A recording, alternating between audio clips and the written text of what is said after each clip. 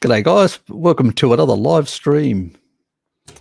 It's the sun's trying to come through, but it's an average day here in Hobart. So I've had a bit of a strange week, trying to basically running around like a chook with my head cut off, trying to basically clear out that room. I've dismantled the old stand-up desk. The old desk. I sort of partially put the other one together. I haven't actually finished it yet. It's just friggin' mad. I didn't realize how much junk I had in that room. I literally just shoved everything into one room just to get it out of the way so I can unclutter the rest of the place. And once you start going through everything and literally taking everything out and throwing things away or taking things to charity to get rid of it and stuff like that, you go, God almighty, the stuff that I had. We do accumulate too much stuff is the thing. Let me just grab something for a sec.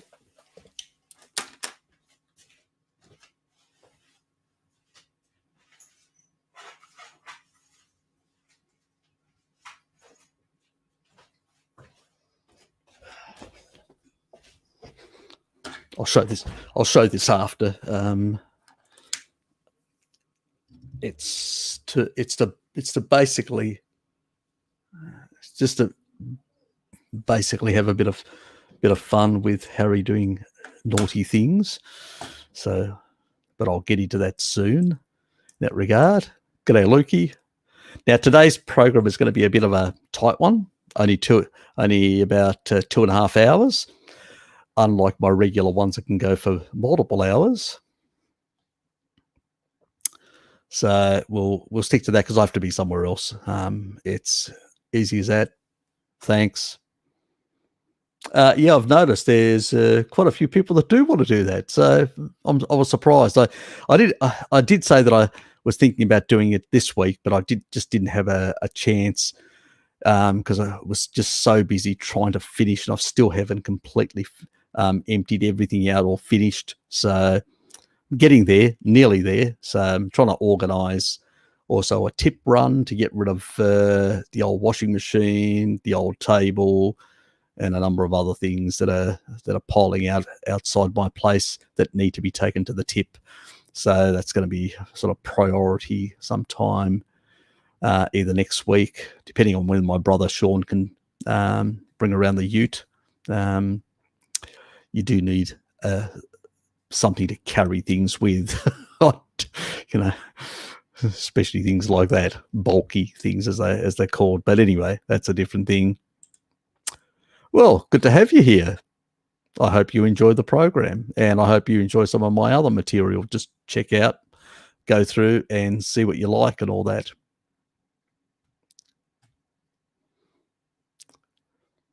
Kadadum Bubbo.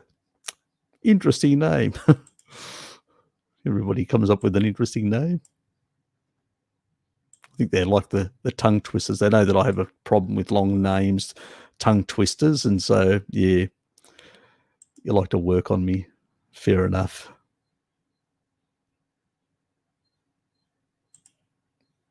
Yes. There's plenty of crackpots out there that are just peddling the same nonsense, that have no idea about quantum biology, have no idea about the Randall cycle, even though Philip Randall published it back in 1963, and have absolutely no idea about a whole lot of things from the Gundry diet.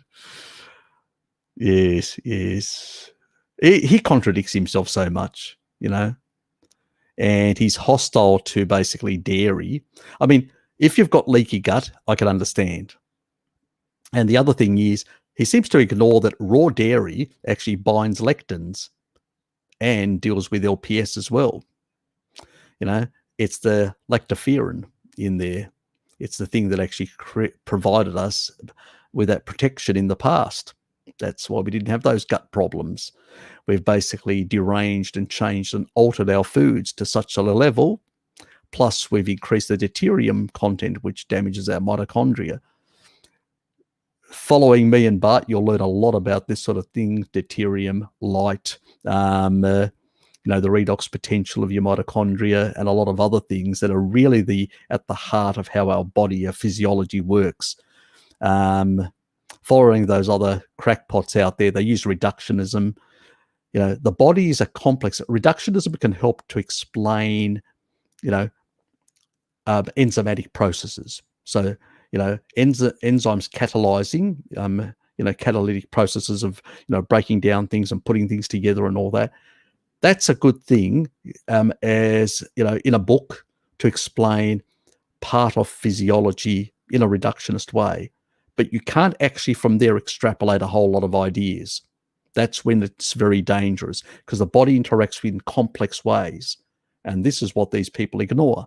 It's the reason why they can't get their head around how you can actually be high carbohydrate, very low protein, and not as inflamed as somebody on a sad diet, and then you can do the complete opposite and have the same result. They can't get their head around that because they don't understand the Randall cycle. They don't understand this blockade at the cell receptor level. They have, as I said, they don't have an understanding of this complex interaction of all these systems, and that is why they don't get it. And that's why you hear them saying all these contradictory things where they go, oh, we did this experiment and it showed this with carbohydrates. Yes, because you're not engaging the Randall cycle, but because they don't understand that, they say there's something magical happening here. Well, that was understood by a man called Walter Kempner, who came out of Germany in the 1930s. He did those experiments back in the 1930s. These people are just repeating the same experiments. Whoopee. They still don't get it. So I hope you enjoy some of the stuff. If you go through, I tend to, because I've got a day job, I don't do as profuse number of videos as other people. But if you do go through my literature, my stuff, and some of the live streams, because people are always asking me questions and I'm always answering a whole lot of different things, you will probably get something out of them. You could always use them as a backdrop while you're doing your work, as a lot of other people do. And there's a whole lot of pearls of little wisdom in a lot of them, Anyway, let's move on. Thanks, Lukey. Appreciate it, mate. Vigo, HD, good to see you here, mate. Good on you.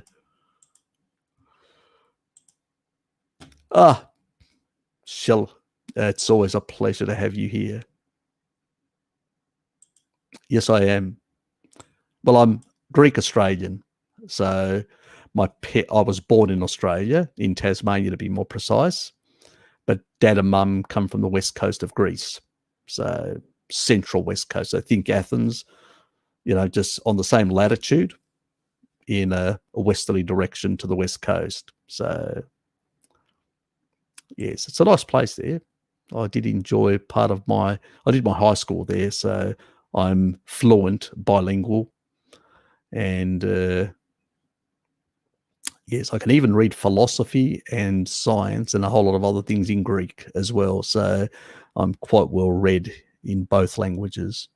So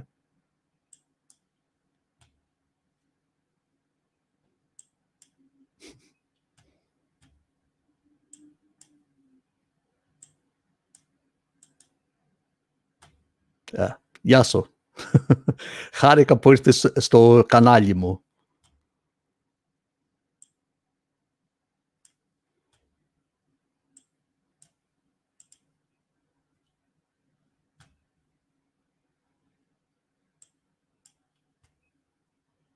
I just said that, it's a pleasure for having you come to my channel. Just to translate for others. Devox, Raymond.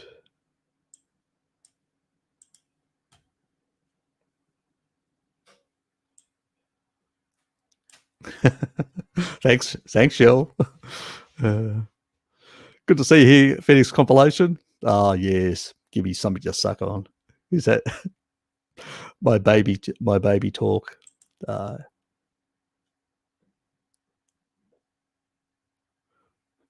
What's your thoughts on the immune cross reactivity to milk proteins? like the idea of autoimmunity, people should avoid casein because it mimics gluten molecularly. Look, raw milk will not cause any of those sort of problems, and it's a more complex thing. It's usually people with leaky gut.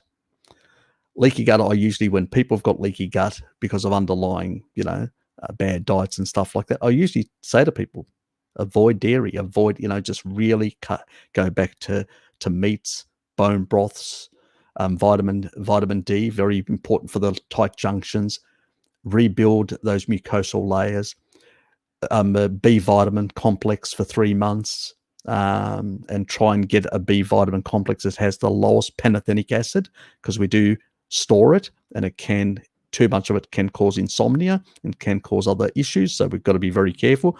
But 3 months of that with high doses of 10,000 IUs of vitamin D, you will basically get your vitamin D levels up. You may need to take more if you're a bit overweight. You may have to take up to 20,000 IUs, but you'll get your balance that out with enough fat-soluble vitamins coming in, MK4 and retinol in your diet, eggs, liver, stuff like that, and get the nutrient density in, because that's what you need to fix up all that sort of stuff. And once you've actually sorted all that, if you've got digestive issues, you may have to basically fix your stomach. You may have to fix gallbladder issues with taurine, which helps both with the stomach and with emulsifying, those stones. So there could be another number of issues. That takes time. You've got to be patient. It doesn't happen immediately. So it's a very complicated picture. And if you're not digesting proteins and breaking them down, denaturing them back into basic amino acids because of lack of stomach acidity, yes, some of those foreign proteins will go in. And with a leaky gut, yep, that can all be reactive.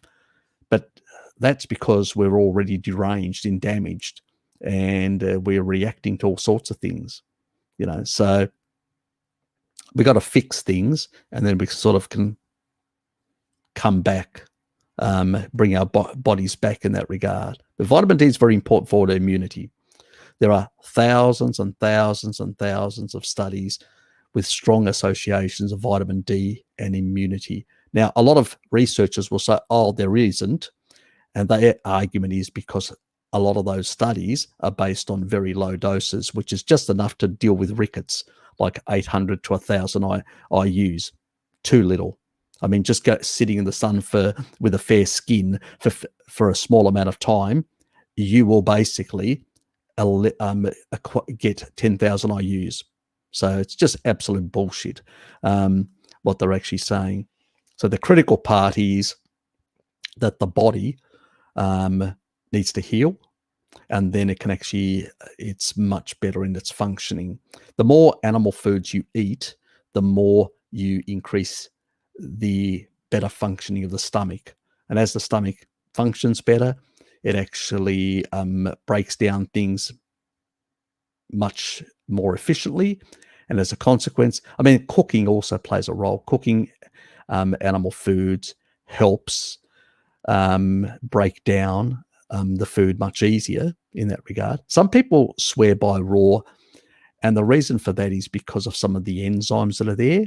And it's usually they may have underlying gallbladder, underlying, sludge that's into their pancreas and sort of inhibiting some of the, proteolytic enzymes getting in and causing some problems. I've talked about this before, discussed this a bit, there can be issues in that regard. And that's why, because there are still enzymes in the raw meat, they find it much more easier to digest. It's not because cooked meat actually digests much easier. That's why we started cooking, to extract more energy and to extract more from it.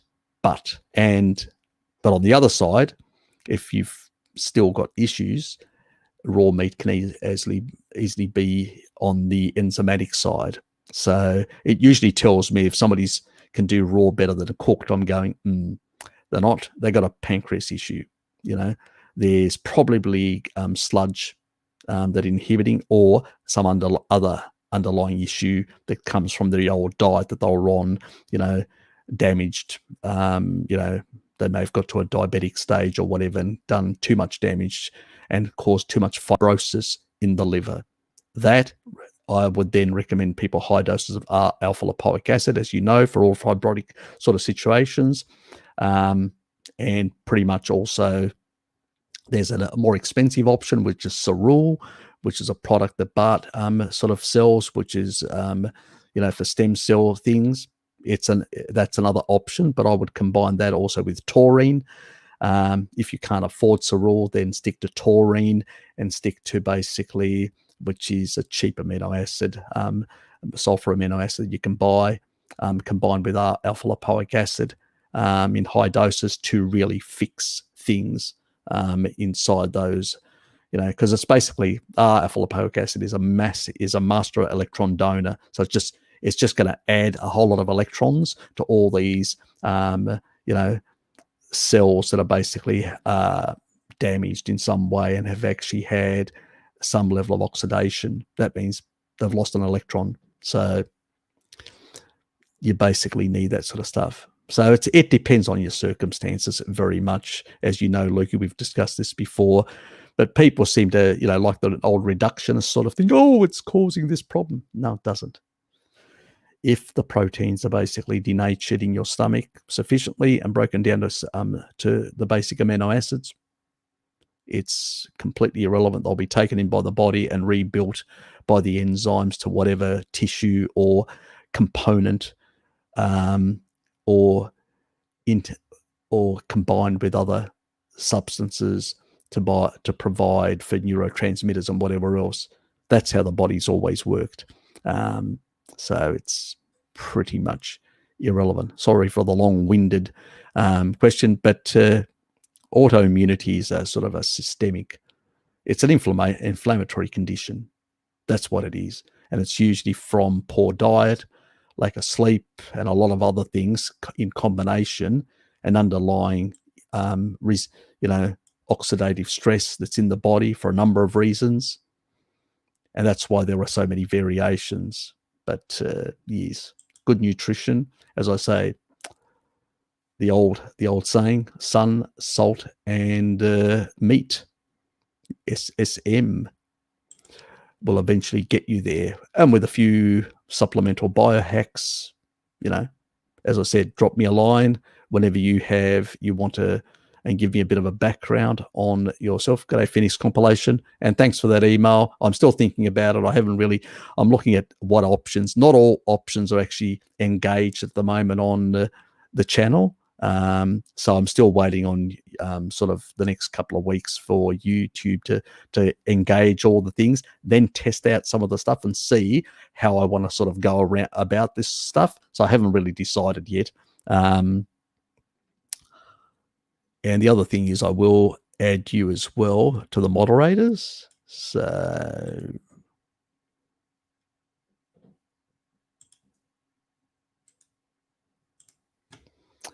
as well. So I'll do that shortly.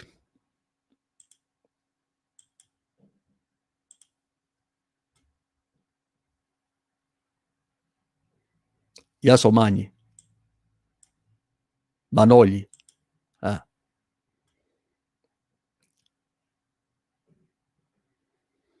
Harilaos, είναι το παππού μου το όνομα. I just told him what my grandfather's name is. That's my name, as they say.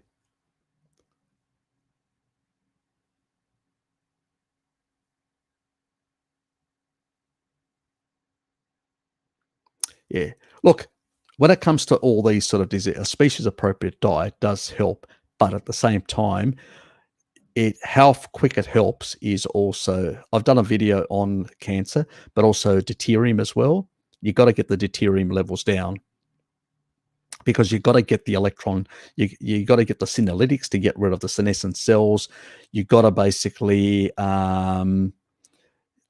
also get the sort of clear out those damaged organelles. Exercise has a role as well, especially in the early days, because it basically, saturated fats from animal foods are very important. There are two reasons why I tend to basically focus more on, You're not out there trying to build muscle. When you've got actually, you're recovering from that, forget about bodybuilding. You basically want to get enough protein, because you need protein for a whole lot of functions in the body, but you don't need excess. And you don't have to worry about it, because what we're trying to do is prioritize more fat. And the reason for the fat is because we're trying to displace deuterium out of the mitochondria. That means we're trying to change the water, the type of water viscosity in your cells. You also have to get out in the early parts of the day. This is part of quantum biology, which I touch on now and then. But when you get out on that red spectrum, that actually changes the viscosity of the metabolic water in your cells, in around your mitochondria. So really important, Bruce, to get out there in the morning and in the late afternoon as the sun comes up and goes down. And basically that near infrared is really good for signaling for your circadian rhythms. Blue blocking, cut the blue light out of your system. Really important for mitochondrial function. And red light, really important. That near infrared red light actually increases the energy and the redox potential. That means the ease in which electrons can be transferred in the electron chain. So the redox potential via complex 4. So the more through your melanopsin. So you've got receptors, photoreceptors on your body. It's not only on your eyes, which signals for your circadian rhythms. That's why I usually put the blue blocking glasses in the evenings, because for that reason, for the circadian rhythms not to be affected, because the key receptors are in the eyes, but they're also on your skin and everywhere else. I've got blue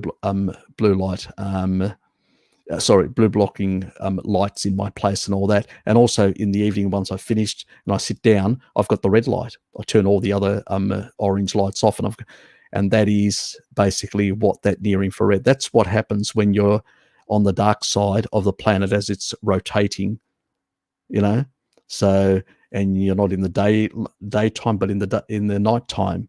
So you get this near infrared type, and that's really has therapeutic stuff with melatonin, because it increases melatonin, and melatonin then repairs the mitochondria.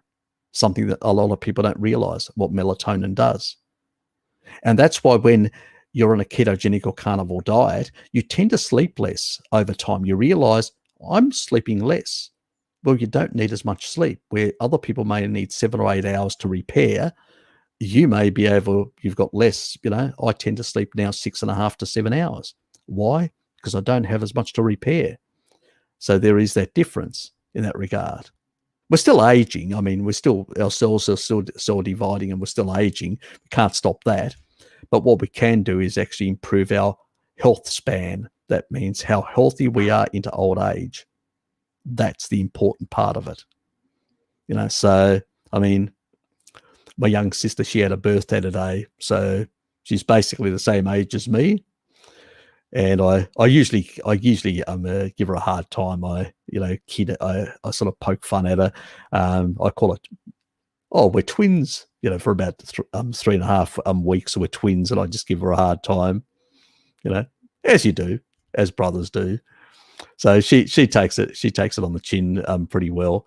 We're in our mid-50s. In about a month's time, I'll be 55 officially. So can't get away from that, but we can actually improve. And I've, the last 10 years since I had my cardiovascular issues, all my health issues, and the severe glassing on my lungs, which could have turned to cancer. So I was very unhealthy. I mean, I had a lot of damage. In the last 10 years, I've repaired a lot of damage. I had to find out all these things. I had to educate myself to find out how I can reverse all these ailments. It took me a long time and a lot of effort and a lot of frustration, because I was going down all these rabbit holes and finding dead ends and people just talking shit. And I had to go back and look at the literature. And then I realized that most of the Western literature is garbage. It's sort of focused on pharmaceuticals and everything. And so I hit the other countries that were still doing basic research. The ex-Soviet Union countries that have done deuterium research and light research and photonics and how they affect things and all these other sort of areas. As I said, deuterium depletion actually is used and is recognized as an interventional procedure for cancer in animals like dogs and cats in Europe, in the EU. It's called DD, deuterium depleted water, DDW 25. And it's used to reverse. And they've actually got videos. I mean, I think I've shown it on one of my videos. It's basically by changing the water content. And that's why usually people that I usually say, you need to be on 20% protein. You're not focused on bodybuilding or leaning out. And I want you to be on very high fat, and I want you to basically get that fat in and change the water composition of your body, because that will fix your mitochondria. That will restore. The body will do eventually will go, oh, I'm starting to get more energy. I'm getting some sleep. My melatonin is repairing my mitochondria. My mitochondria producing more ATP, more energy. And as that happens, the cell goes, I'm getting more energy. I don't have to use glycolysis. It will remove those 22 carbon elongated saturated fats around the actual the nucleus of the DNA, and it will basically downregulate oncogenes. It will be in a senescent state. Don't get me wrong. It'll go from a cancerous state to a senescent state because it is damaged, but it won't be cancerous anymore. And that's the key thing. And then with senolytics, which I've talked about, fisetin being the most potent senolytic, which you have to combine with a lot of fat. Very important saturated fat in particular. Why? Because it actually, with saturated fat, it makes the big difference in terms of the bioavailability of the senolytic. And that will knock out a lot of those cells. And if you do it long enough, eventually, my procedure, go and check the fisetin video that I did about the procedure, 5 days on, the rest of the month off. And if you've got cancer, I usually say every month do it, not just 1 month. You get it, and do not use at all stem cell products. And the reason for that is because if you've got underlying cancer, cancer can use stem cell produced by the body as well, can hijack that system. So you've got to, and you can't do any NAD supplements like NMN or ND, none of that sort of stuff. You do not want to do any of that because they inhibit CD38, which is a protective system which keeps cells in a senescent state from going cancerous. So you don't want to listen to those crackpots because they're going to kill you if you do that. It's a protective mechanism. That's what reductionism can kill you if you go down the reductionist path. When you understand the complex interactions between different things, it's why things work in a specific way. So that's the important thing. Focus on improving the mitochondrial efficiency with metabolic water, which is basically fat. I know you can buy metabolic water, and I've talked about it in one of my videos. I probably should do a video and actually show exactly where you can buy it, but it is damn expensive. It's cheaper just to eat bacon. God, just lather yourself with bacon, sleep with bacon, have an intimate relationship with bacon, get the fat in. It's the lowest deuterium source that you can get in the animal foods. Bacon, yes, who would have believed? It's probably another reason, but because a bacon and salt or cured bacon in that experiment with the actual rats, when they gave it bacon, it inhibited cancer in the colon of those rats. Yes, powerful stuff, bacon.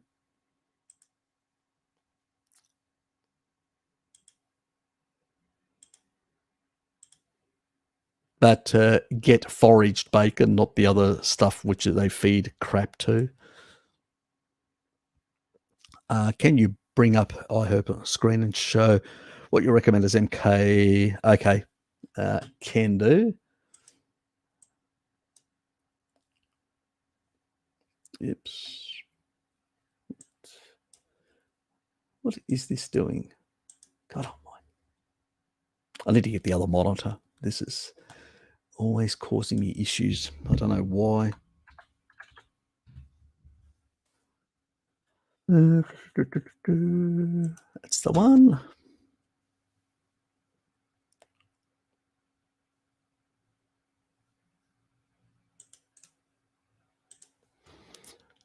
This is the high dose. So if you need it for cardiovascular reasons or osteoporosis, cardiovascular, sarcopenia, stuff like that, this one. And where's the other one? That's the other one. And this is the lower dose, which is cheaper. And I'll share it. Give me a sec.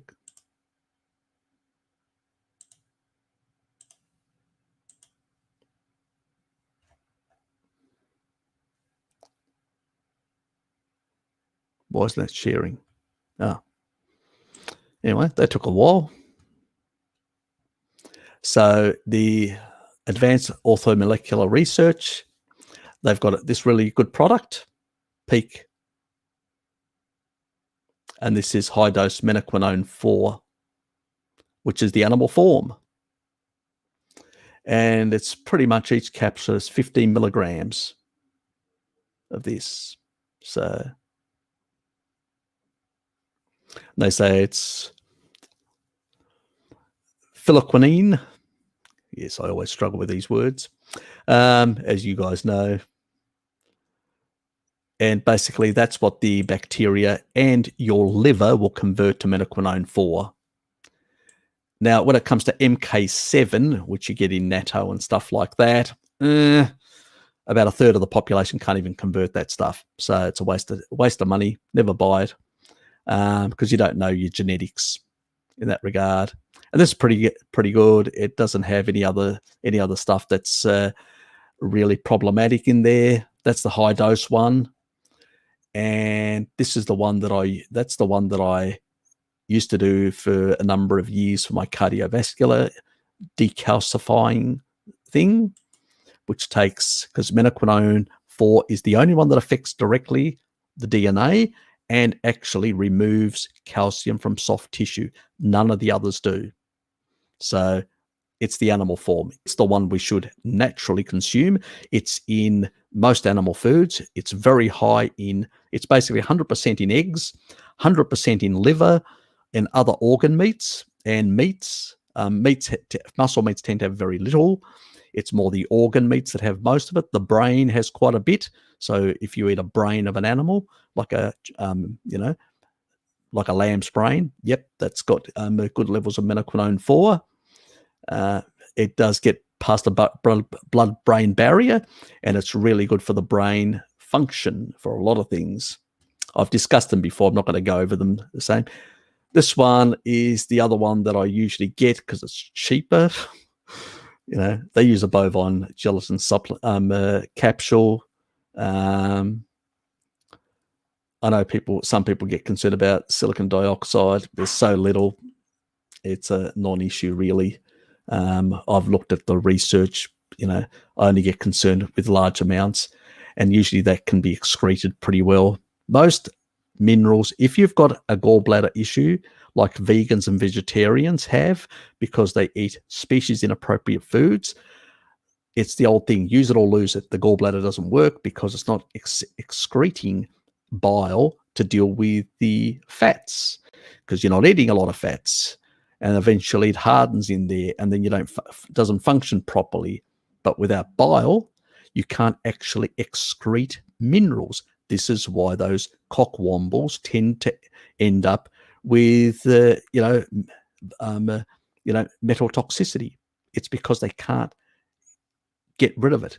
Bile gets rid of even manganese toxicity. 90% of it gets excreted via the bile. So if you're on a species appropriate diet, it's impossible to get a manganese toxicity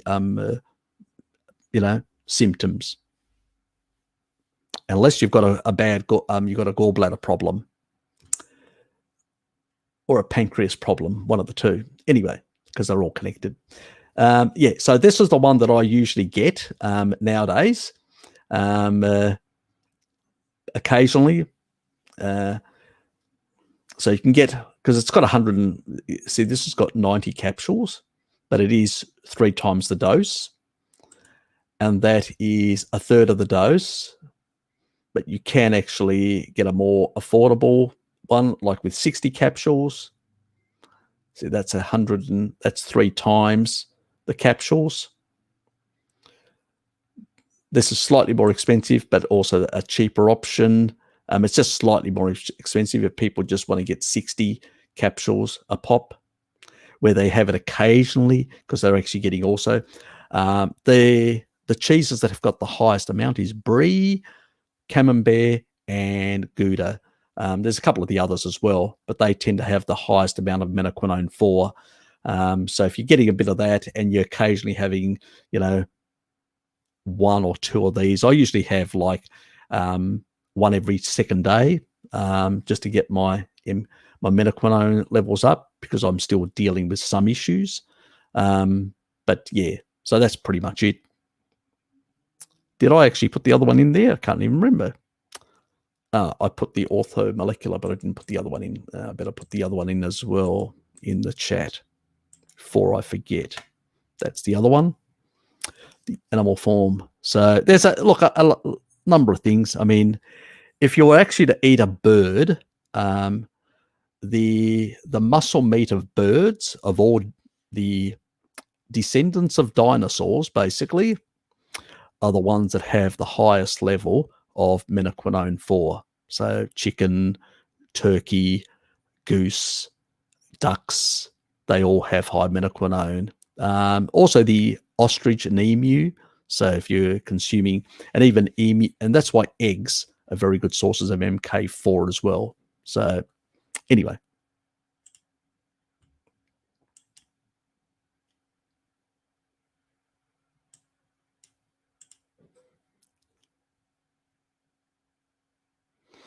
Yes.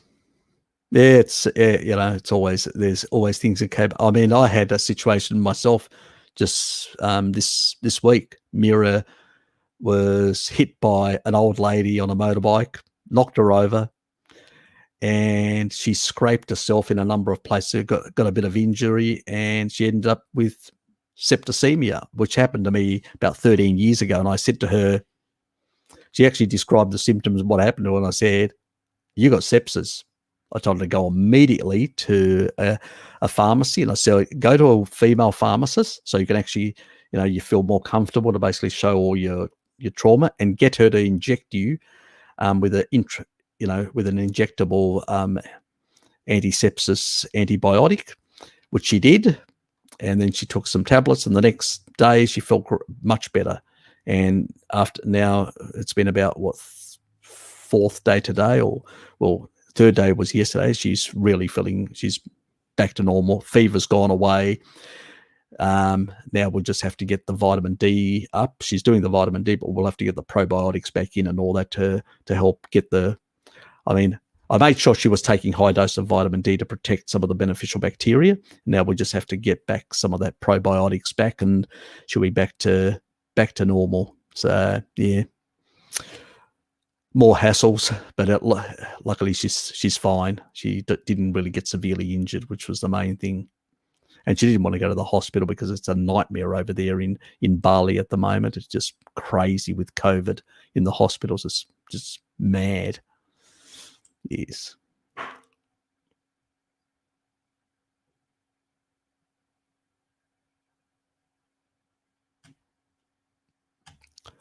I was watching Nora get, yeah, I'm not going to pronounce the name, I can't, stuff. She's anti-dairy. Yeah, I know she's anti-dairy. She's paleo. I know. A while back, and she got me paranoid. Yeah, basically.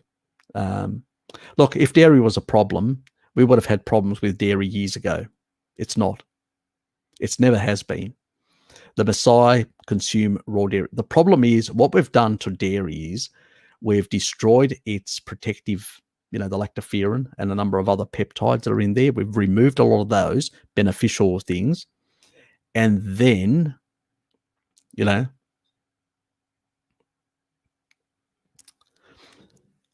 And then basically what happens is once you've done that, you then start eating a whole lot of plants and a whole lot of toxins, which you damage your, your mucosal layers, all the barriers in your body. And then you wonder why things don't work properly. So, as a temporary solution, the paleo approach of removing dairy is a good thing. I mean, I recommend it as well when people have leaky gut and all that. I recommend they go basically to meat and eliminate everything. Why? Because if you're consuming meat and bone broth, you're getting the sort of gelatinous material you need, the connective material to rebuild, because you're basically, your gut's made of collagen, pretty much. Most of your body is, but your gut's very high in collagen. So you need to rebuild that, plus vitamin D that's going to tighten the junctions, plus the saturated fats and the fat-soluble vitamins, D, retinol, MK4. Why? Because they regulate the collagen-degrading enzymes. We need to control the enzymes the way they work. If they're deranged, like an immune system, just think, I've talked about, there's a whole lot of receptors on the immune system. You don't get a cytokine storm if you're regulating the immune system and controlling its functions to work within normal range, which is what vitamin D does. But when you don't have enough vitamin D, you get cytokine storms, which kill you. That's what the majority of the population nowadays is. Not a species-appropriate diet, not out in the sun. They're eating crap and damaging their skin with crap. And that's why they burn very easy, because of the seed oils and the toxic sugars that they put in their system. But when you eliminate all that, it's not a problem. But the whole thing is to repair all that. And the fat-soluble vitamins are very important to regulate the matrix metalloproteinase enzymes so they don't overexpress, and they are within the normal physiological range of cellular turnover. So they are properly regulated by vitamin D and retinol and MK4 to do their job correctly and not overexpress out of the liver. So they need to be suppressed because they are produced by the liver, but they need to be suppressed by these fat-soluble vitamins. Very important, and regulated and controlled within the normal range. And this is what these people don't understand. They miss these important aspects. And so it's very easy in a reductionist way to go, it's dairy. If it was dairy, it would be affecting everyone the same way. It's the Bradford Hill criteria. It's a dose response. When you take smoking, it's a 10 to 20 or 30 odds ratio. So the inference, the statistical inference that it is causal is high when it comes to smoking. And it's in a dose response. You increase smoking, it gets worse. You decrease smoking, it gets less. And we know now that nicotine is the main culprit. It's not only the tarring of the lungs. The body can sort of clear out a lot of tarring, even though it's excessive. It can clear out some of it if it's healthy, the body. But it's the actual nicotine which actually causes endothelial dysfunction. But I won't go into it because I've talked about it before. Otherwise, we'll be here for another half hour talking about endothelial dysfunction due to nicotine. But that's what I did last time. It's on one of my live streams. Go and check it. So the thing is, it's just nonsense, reductionism on her part. I do like her. She's got a lot of good knowledge on a lot of things, but and I learned a lot from her as well in the early days. But I do have complete and utter disagreements when it comes onto her very selective, narrow way of viewing dairy. I've heard the A2 myth as well. It's a bit of a myth. The body has the ability to cleave off and prevent that. It's only in a sort of a problematic state.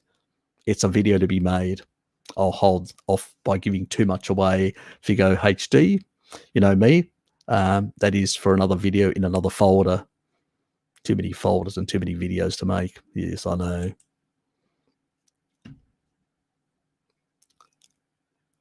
And the other thing on dairy, I did do a chat with Bart. So if anybody wants to go and check, there was one, I think it was the earliest one that I did. And I actually discussed about a lot of the myths about dairy on that one with Bart when I was having a conversation with Bart. So it's one of my playlists, and I actually discuss about the estrogen stuff, about the IGF-1, and about all these sort of things. And that was one of my earliest videos that I did with Bart ages ago. So I probably need to do something for my own channel, I know, but I've like a lot of things, too many bloody things to do. Yes. Yes. The raw, the better. I love heavy cream. Actually, Ling brought me a dessert with heavy cream and cream cheese and all that. It's just basically a carnivore treat that she does. I just put it in the fridge. I could have devoured it right then, and I said, you know, 11 o'clock. Now it's 11:17.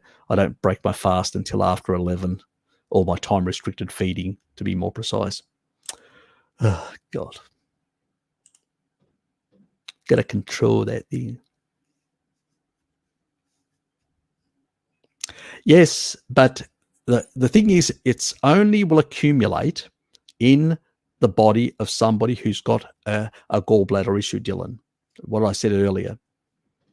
Because your body will excrete 90% out of it, out of the feces. Doesn't excrete much out of the kidney. So even if you've got poor kidney function, not an issue. As long as your pancreas and your gallbladder are working properly and excreting bile, not an issue, you know.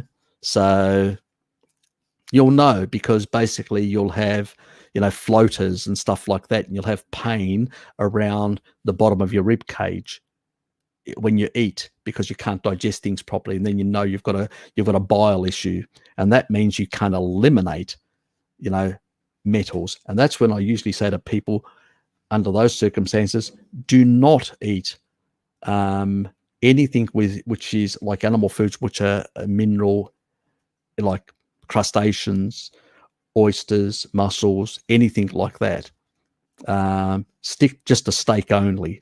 Get your body working properly, and then you can actually have a more diverse food, because manganese is very high in a lot of the crustaceans, like mussels. I consume mussels and oysters. I love them. But I don't worry, because I can excrete the stuff out, so it's not going to become toxic in my system. But it has the potential for people to build up too much manganese, and that's just because due to the problem of gallbladder dysfunction. That's all it is. Thanks, Shell. I do on a number of things. Look, I need to get the other protocols out as well. It's just, when you have a day job, guys, it's really bloody hard to try and actually fit, your own family issues that come up all the time, crop up, and you got people that are calling you, and your loved ones that need help. You got that. You got to balance that with the YouTube stuff, with your work, which you still need your salary to pay all the bills, and all this other stuff. So it's not always easy. I would love to be able to, in 5 years' time, when I retire and I'm in the tropics and I've got free time, I'll probably be producing far more stuff. Thanks, Jill.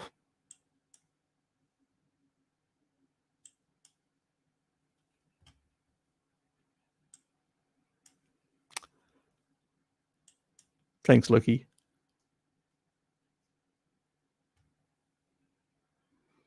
Yeah, I love Gailey. Thanks, mate. I do. There are proteolytic enzymes. Let me just find that stuff in a sec. Oops. It's not working. Thanks, mate. I appreciate it. Get myself a coffee. A couple of coffees out of that one. And the thing is, it depends what you're trying to do. So I usually basically consider the Ruteri type things as really important. And so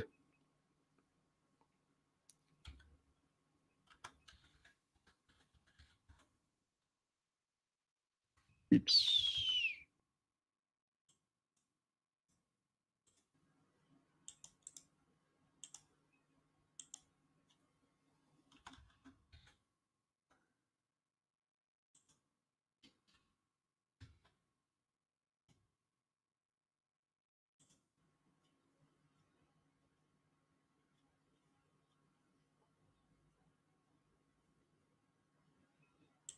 And I've got a lot of videos on this specific strain.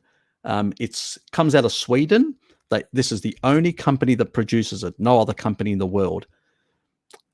And I'll explain, and I'll put on the screen, which is really important to sort of explain some of this sort of stuff, because some people it may be new to them. Some people may have heard of it before. I realize that. And go, oh, Harry's repeating himself. That's true. So I don't recommend every single probiotic. There's a lot of probiotics there. The general probiotics out there, I do not recommend. And the reason for that is because they are useless. They don't do anything. And in many cases, they can be harmful because they're using the wrong strain, which can actually give you like an addiction to food or sugar. There's basically like the acidophilus. There are some, not all the acidophilus, and I'll explain that shortly what I mean by that.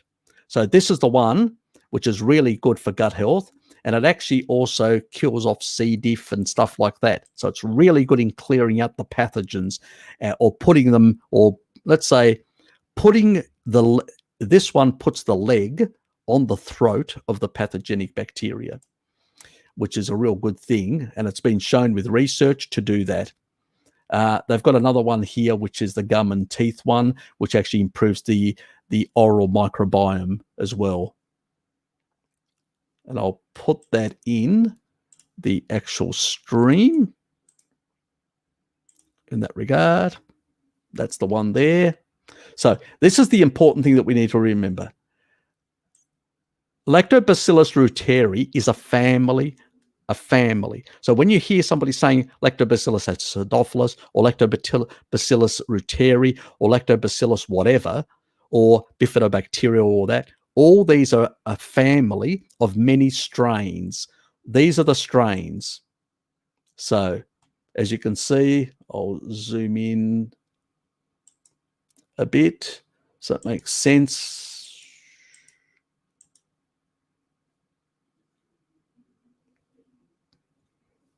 How's that showing? It takes a bit of a time for the StreamYard to come across. To StreamYard, is that coming across?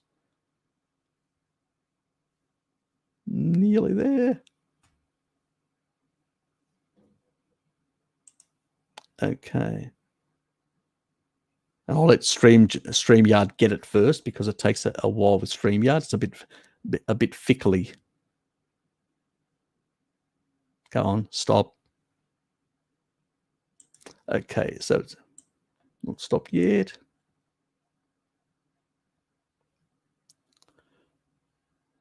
So as you can see, these are the strains.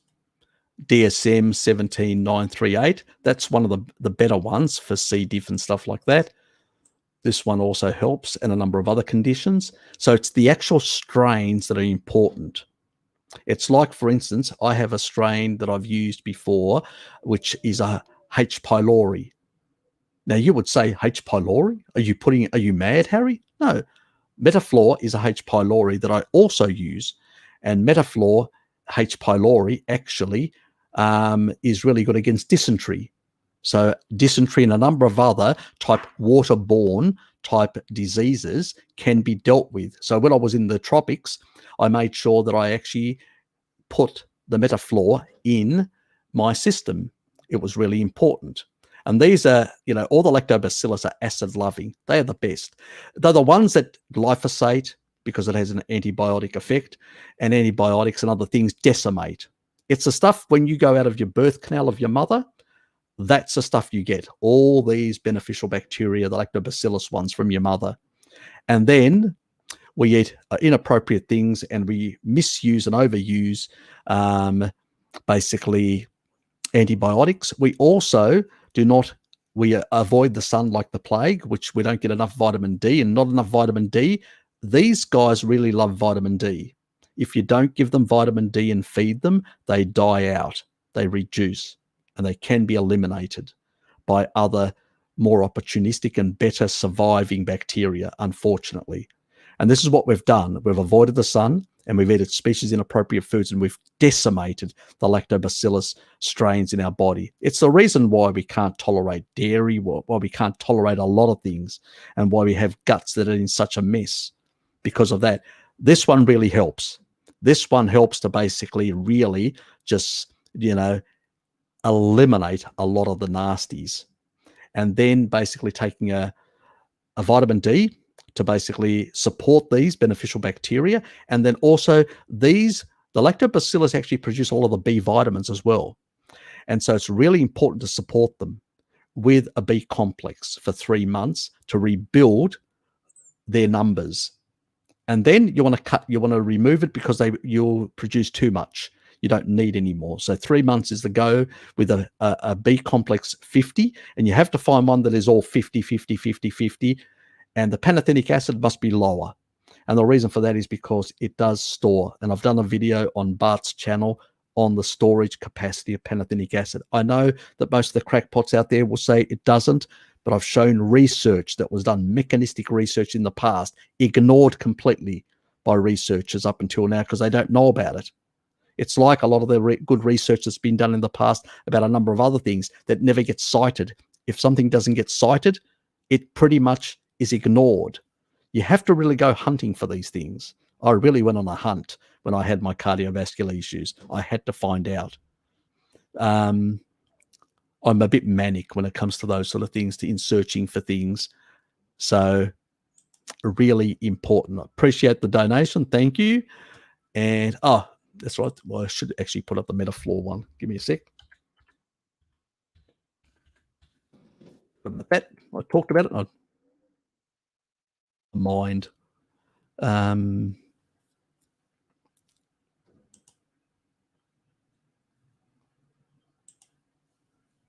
just reshare.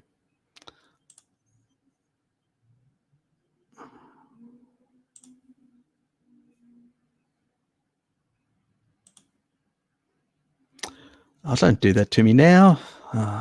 Don't give me a sec, guys.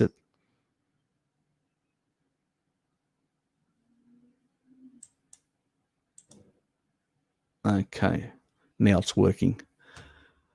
Oh, God. As you can see, it's an E. coli. But it's a good E. coli. It's a E. coli strain called Nissl 1917, a human commensal strain in clinical use for over 100 years in Germany. It comes out of Germany. It was basically from a German soldier that basically everybody in the pit, in the actual in the environment where they'd been exposed to dysentery had died. He was the only one that didn't. They couldn't understand why this guy could not die from dysentery when other soldiers around him were dying from dysentery. And they isolated this bacterial strain, and it's the one. And they do have an overseas one. Thanks, Deborah.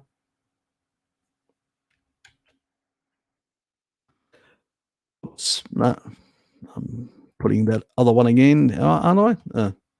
Oops, wrong. Amateur timers, as Blinky would say. This is really good. If you live in the tropics, or the water quality in your environment isn't that good, this is a real good one to actually get your gut colonized with. If you're the sort of person that goes out, is an outdoorsy type person that goes outdoors and all that, and you potentially may need to access, yes. This is another one here. They have also got, this is a sort of a yeasty type thing, which can really help in a number of ailments as well.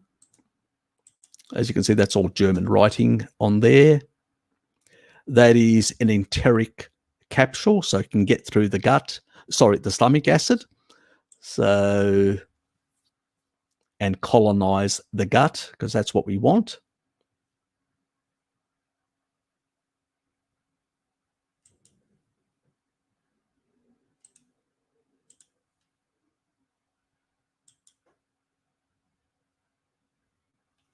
No, what's so slow?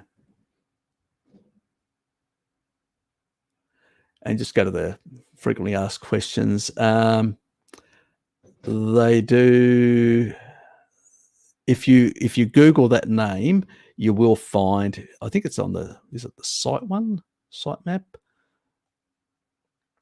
I think if you just go remove the AU and just go metafloor.com, I think you will get the international site as well. That's right, the international site. So that's the international one. I'll put that up there as well.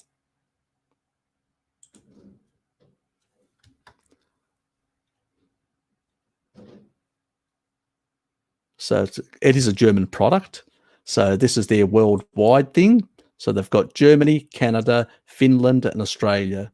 So anybody in the US will have to get it out of Canada. Anybody in Europe will have to get it from either Germany or Finland. Probably Germany will be easier for anyone from Southern Europe and Western Europe, and from Germany, and from Finland or Northern Europe and probably Eastern Europe. So if you're in the Baltic areas or stuff like that, in that regard.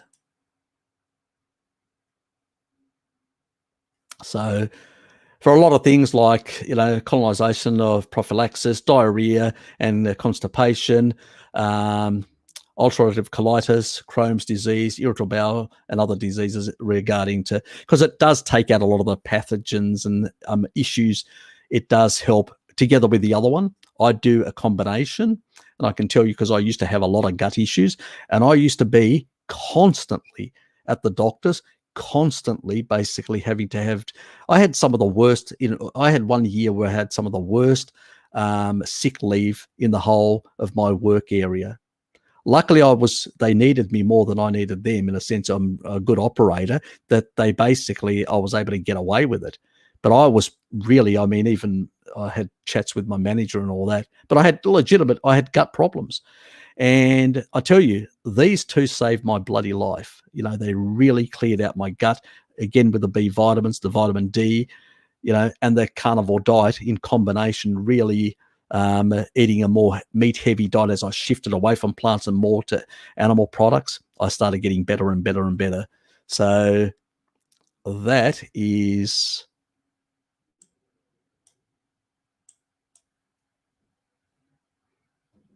And I'll put Deborah there as well. Thank you, Deborah. Appreciate it. Thank you very much. And so I'll kill that off. People can actually look at it.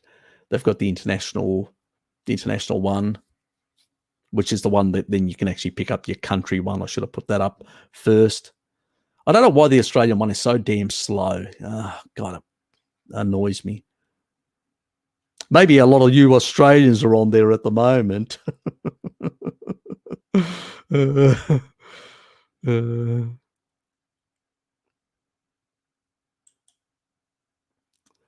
So those are pretty much what's in it. This is a sort of like a yeast type thing in that regard.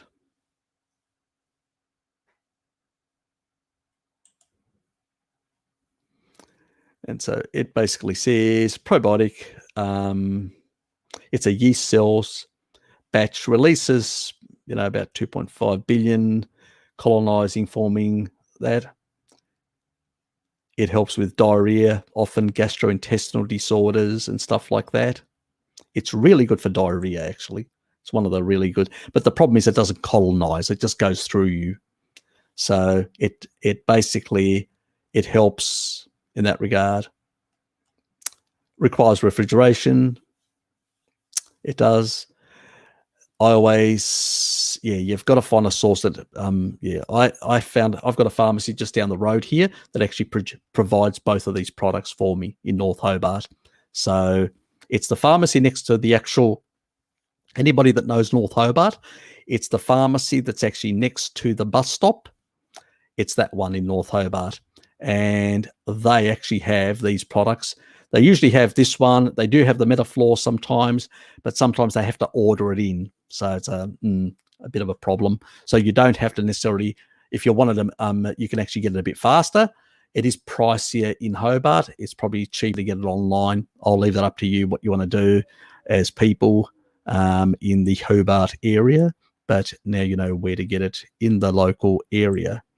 So I believe also Gauls, which is in Liverpool Street, which is sort of the naturopathic one down there. The one that has all the sort of plant-based products and stuff like that. But they also have these things as well. So they probably need it for their veganerized clients. I do go there as well. They do know me. They probably just tolerate me because I do shop there. So yes, in that regard. Anyway, we had a long chat now. I need to, where am I? In Hobart, somewhere. At home. Yes, we've covered that. Ah, yes. Bo also always loves the good stuff.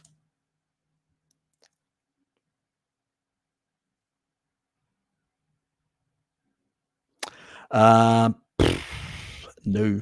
Devox, because you have to remember these are specific strains. We're not going for the whole family. We're going for specific strains. You got to get your head around. Stop thinking Lactobacillus reuteri or Lactobacillus rhamnosus. It is specific strains. I'm going to do a comprehensive video because there are some strains that you can actually get that are basically not beneficial. They're either neutral or can be harmful, like some of the acidophilus and some of the other strains of rhamnosus and reuteri that can actually work against you, like make you more addicted to sugar. So not a good thing. So you got to be careful what you put in your mouth in terms of these bacteria. You need to get the good stuff in there, not the strains that are not good. So you need to know which strains. So that's why a lot of the commercial stuff is garbage. So a lot of the commercial stuff has got a lot of these strains. It's got some beneficial ones, but it's got a lot of other ones that have negative effects in terms of, they increase the hunger cravings for glucose, for sugar.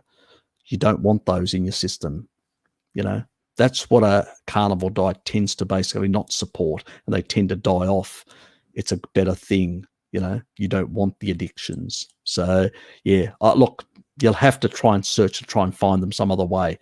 Maybe on eBay, Devox on eBay, or sometimes they're available on Amazon. Sometimes some sellers, you just have to search for them. I can only tell you the sites that I know where I get my stuff, but I don't, and what the item is. So at least you know what to search for. But I can't basically find it, because everything, all the sites are sensitive to your postal address or where you're located on the earth. So you need to basically search from within your IP, so to speak, so you can actually find the right stuff. Yeah, look, I use this as I said nowadays.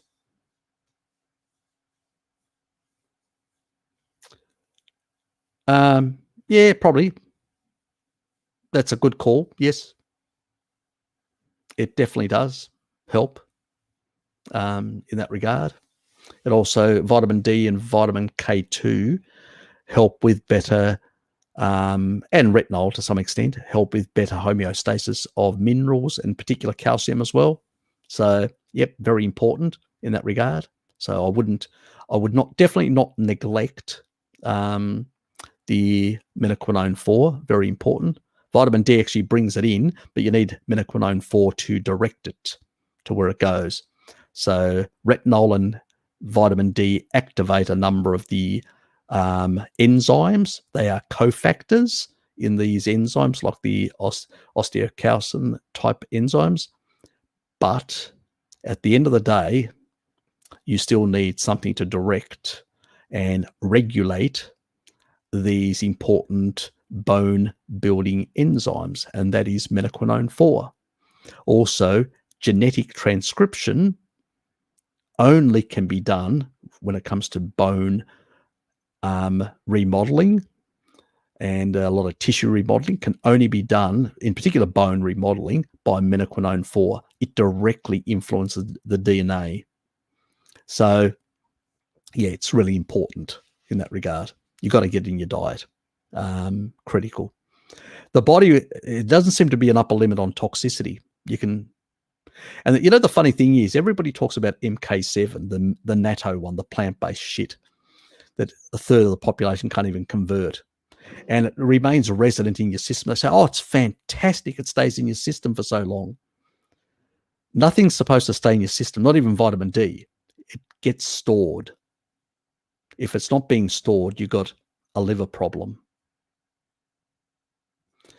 Nothing should be resident too long in it should be gone, it should transport through your bloodstream and then be stored or used.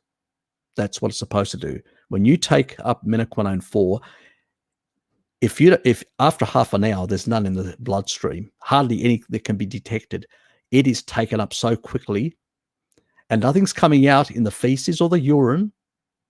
So the cells are sucking it up like mad. That's how important it is to the body. And the animals, the most successful animals in the world, the dinosaurs, actually seem to have had the highest amount of menaquinone 4. That's why all the big birds have menaquinone 4. That's why their collagen is so strong. That's why their bones are so strong, because of menaquinone 4.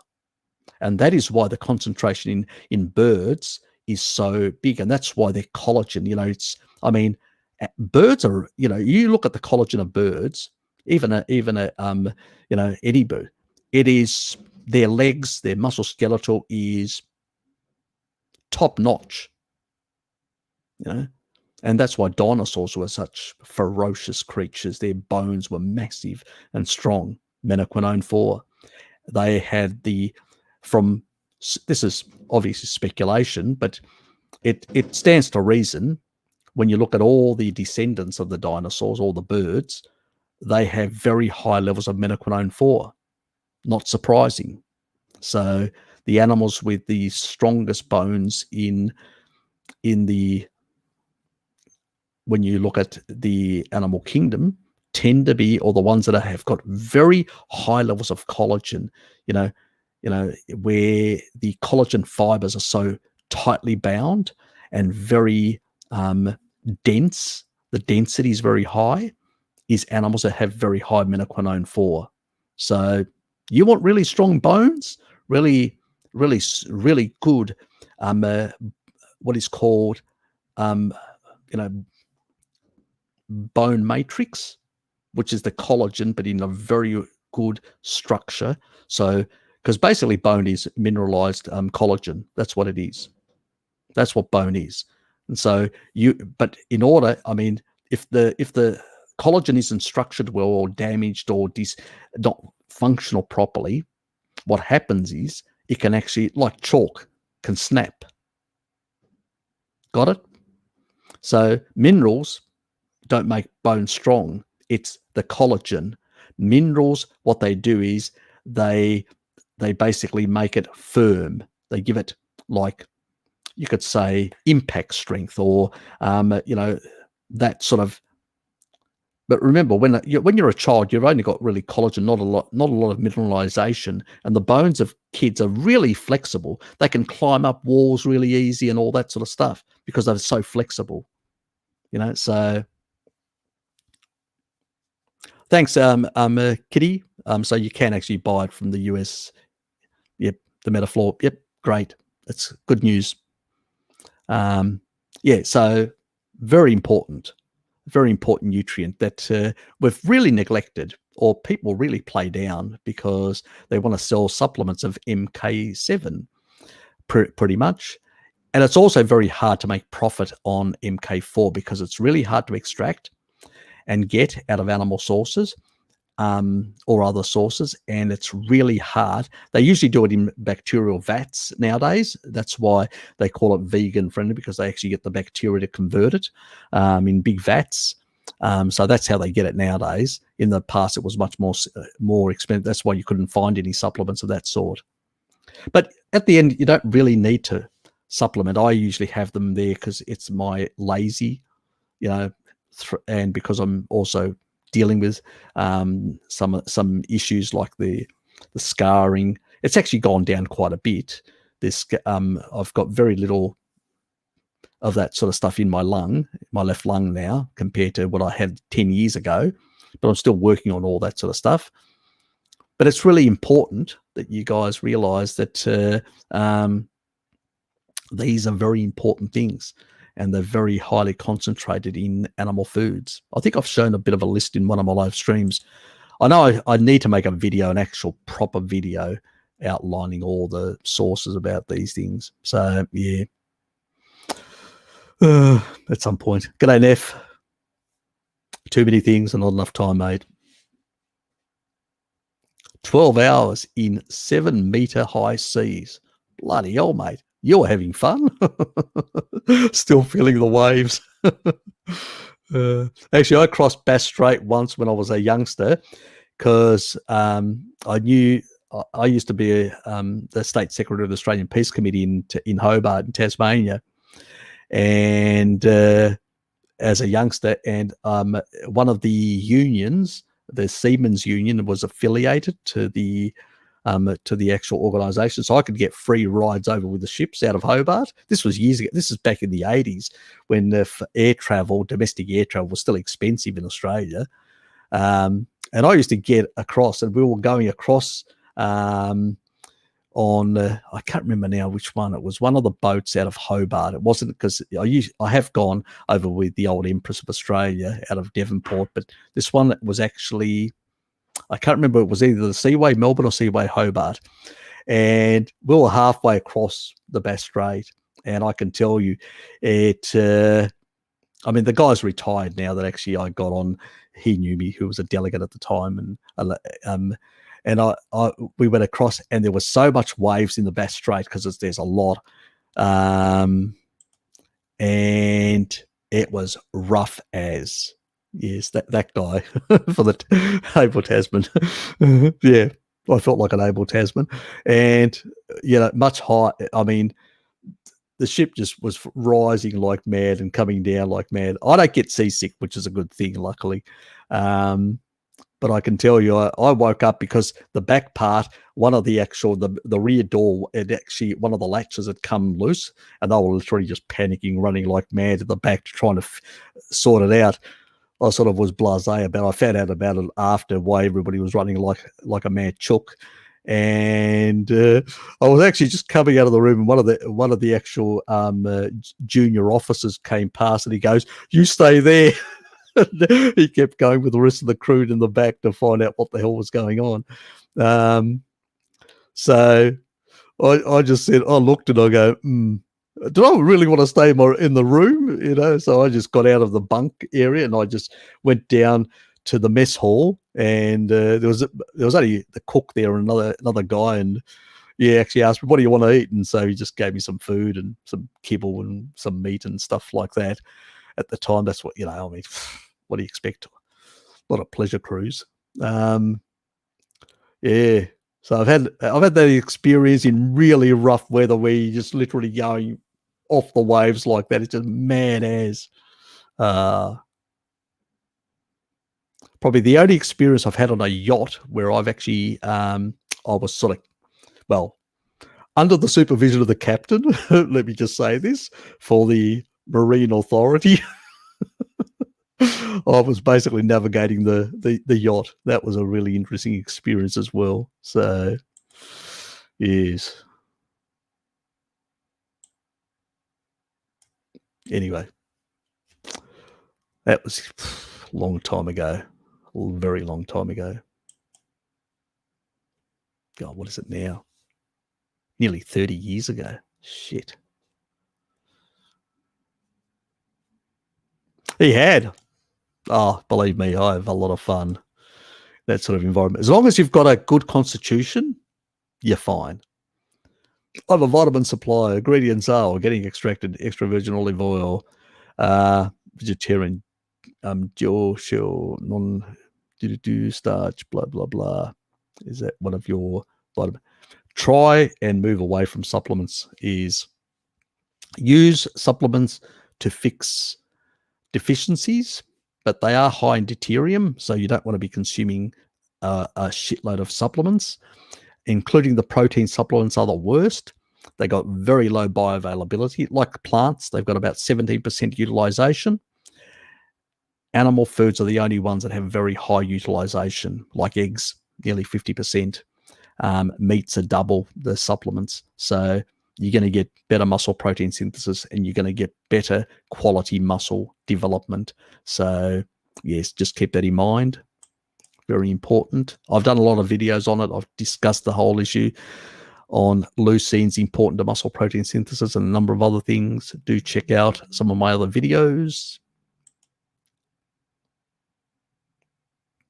And there is on the iHerb one.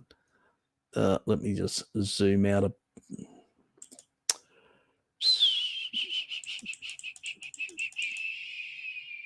back to 100.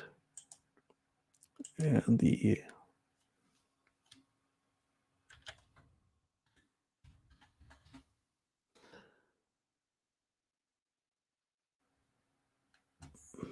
there's a vitamin D one that's actually, I'm not going to share the screen. I'll just put it in the when I find it.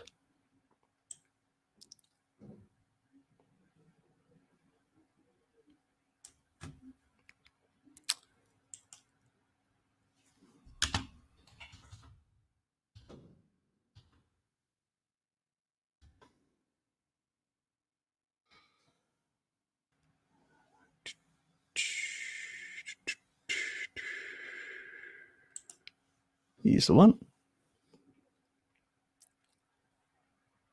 This is the one with coconut oil in it. That's the coconut oil one. I'll better share it just to show what it looks like.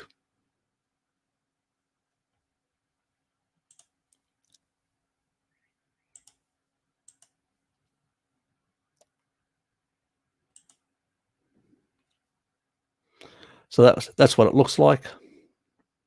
So it's a 10,000 IU one made with coconut oil.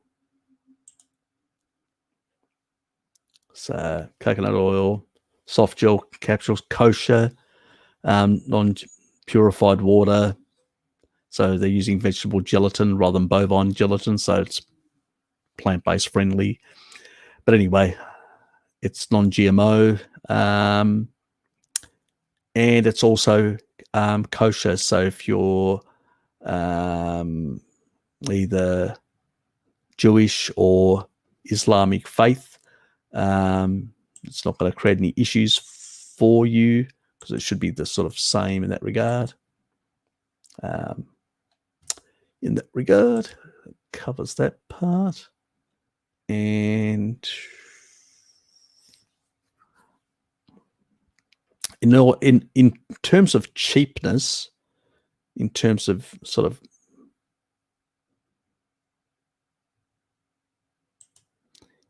cheapness,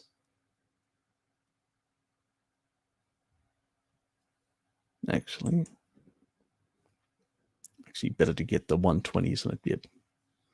It's actually cheaper to get the 120s to be more precise, because the 240 is sort of a bit more expensive.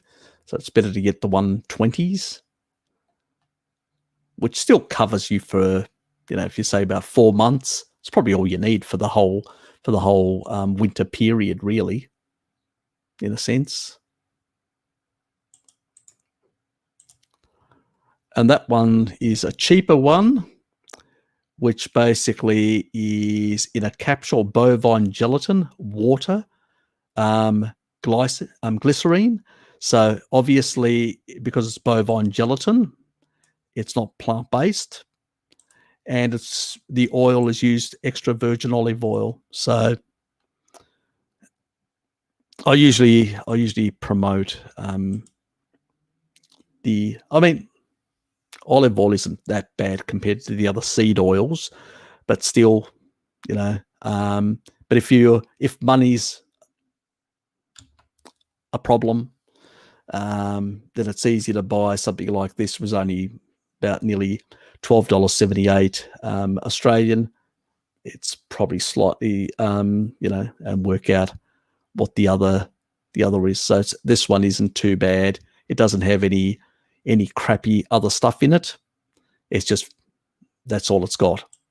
It's got none of the other stuff, like soy and gluten and stuff like that. So it's a pretty clean product, those two. It's a question of whether you want to buy an olive oil based one or an MC coconut one. I'll leave that up to people to decide. I tend to buy the other one in that regard, but I have bought this in the past when the other one was not available.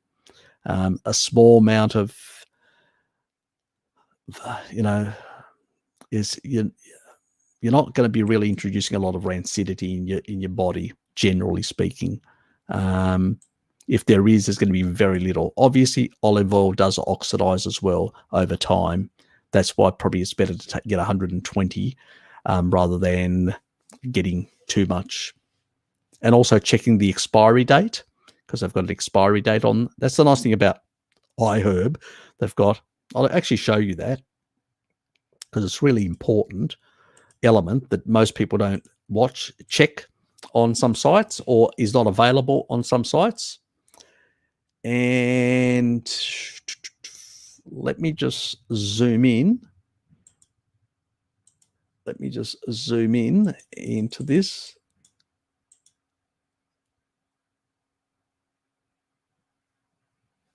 It will stop eventually.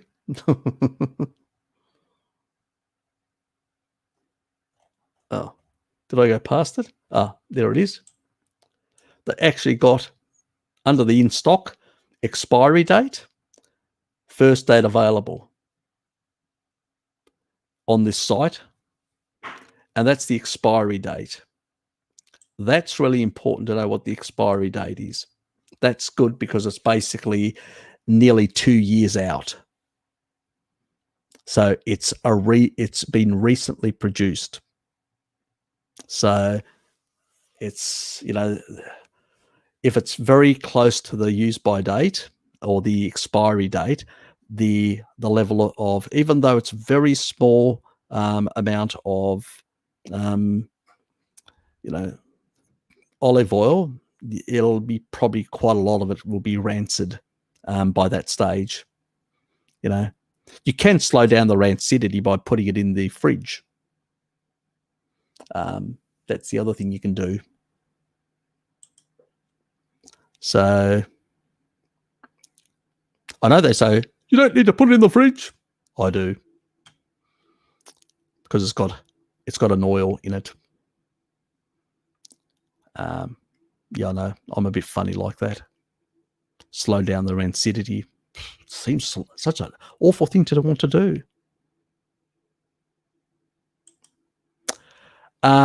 Depends on the quality. Depends on the manufacturing. There's an Australian brand that I've shown before. I just can't remember the URL now off the top of my head.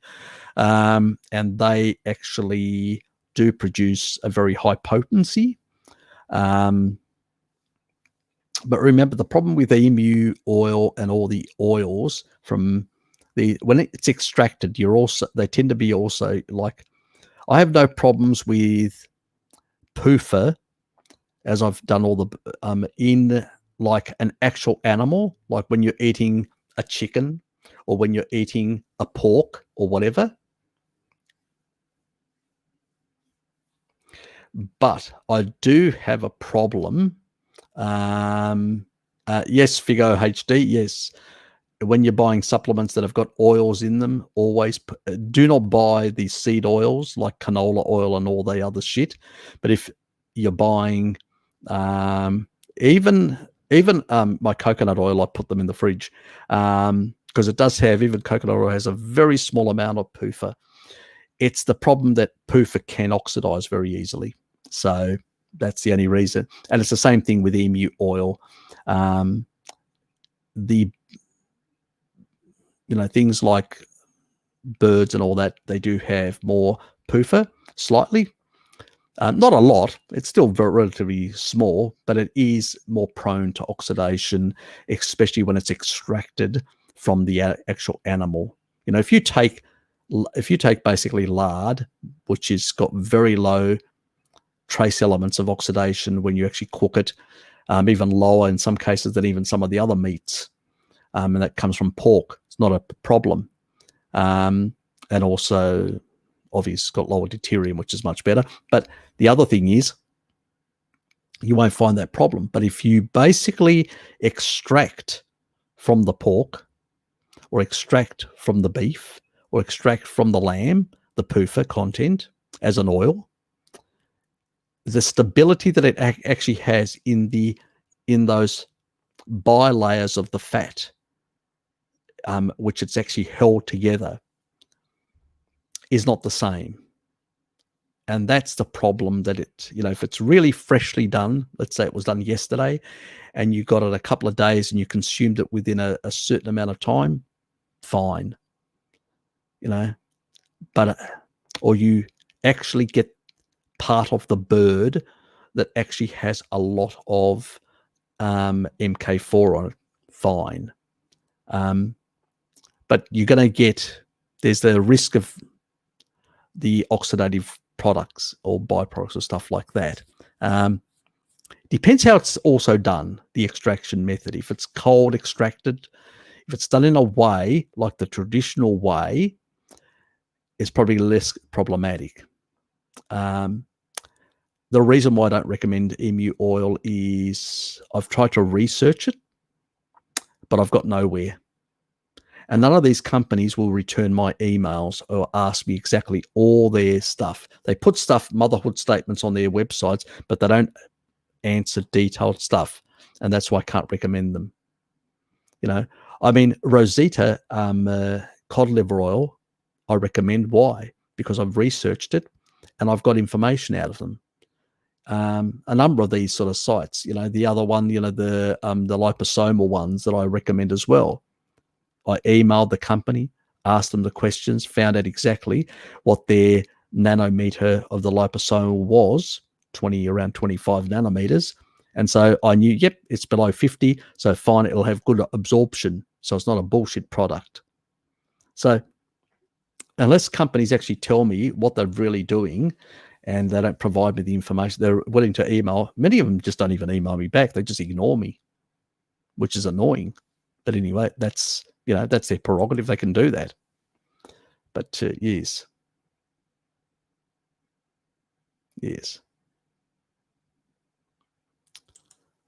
Anyway, you've got a whole lot of new fans on here, mate. So quite a few people that are throwing their little bit in. Neither am I. A lot of people are. It's the reductionism. A lot of people are, Richard, and you're right.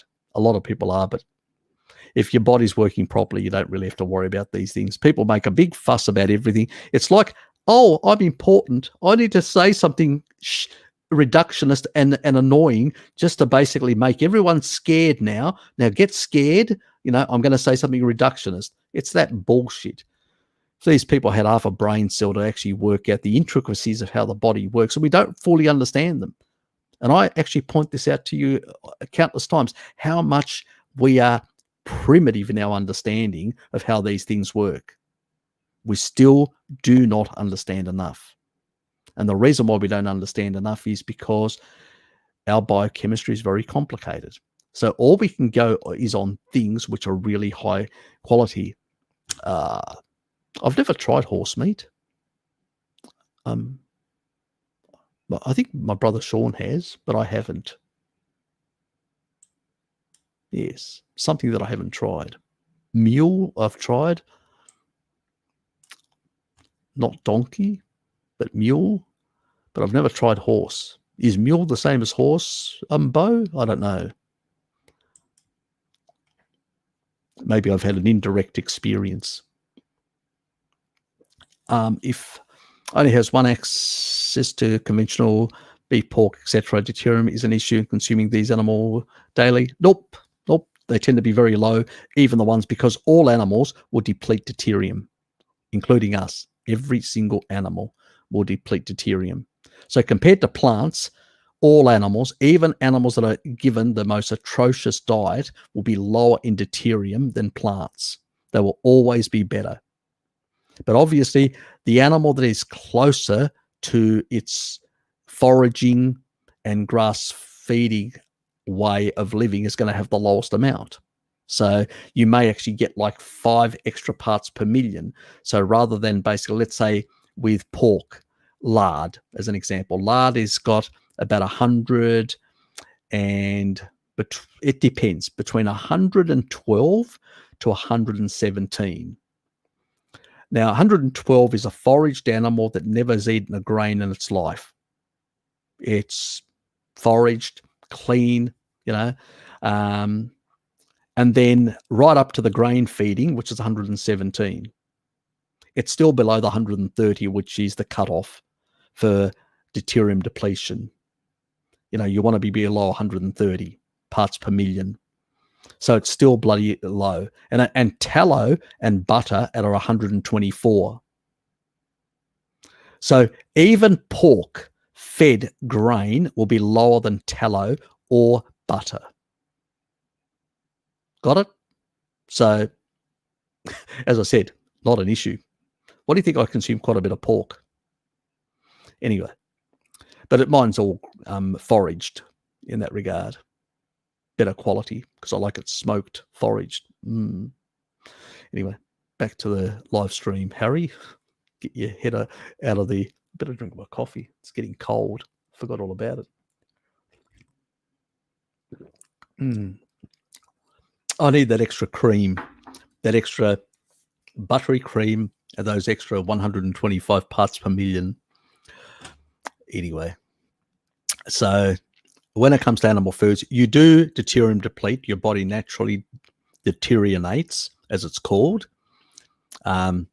Outside in the sun, if you expose yourself into the sun, you will have a reduction of 19 parts per million per hour of sun exposure. The more sun, the more deuterium depletion. That's why the tropics are so good, living in the tropics. It's the reason why some of these people can tolerate more plants as well, which are very high in deuterium, especially the sugary stuff, because that's where the plant concentrates the deuterium. The leaves have got the lowest deuterium, and the leaf water, which a lot of the tribal people use, is very low in deuterium.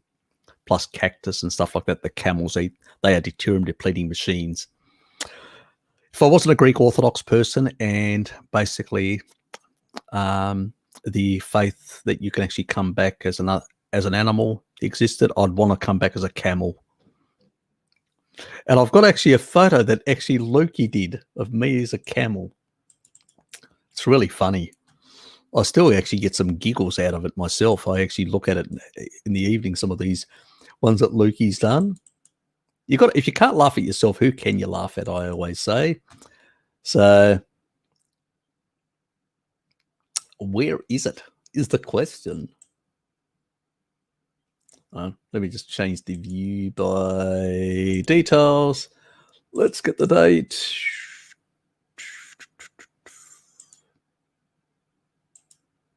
God, I didn't realize there's so many in here. Is that one?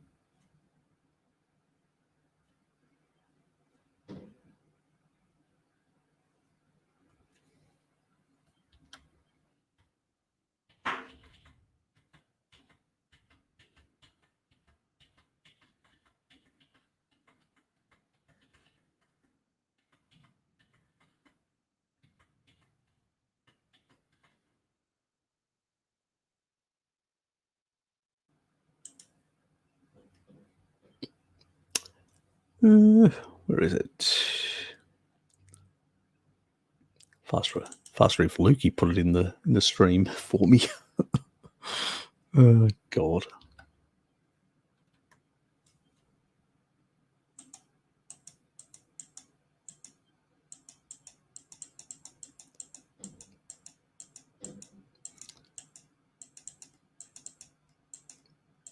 You want to find these things, it's very hard to find them.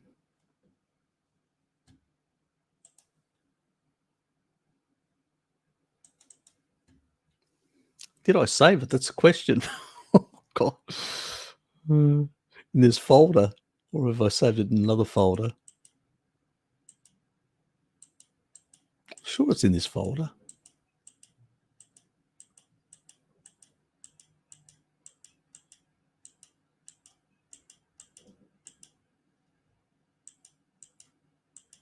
Actually looked at it on, I think it was Wednesday or Tuesday. I can't remember now.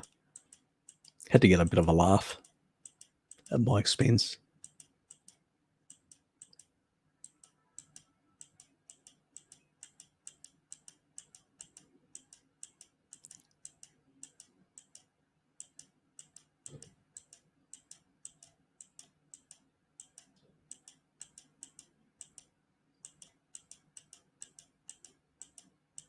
Oh, there it is. Oh, gotta say. Oh, Harry reincarnated. That was it. Oh, there's a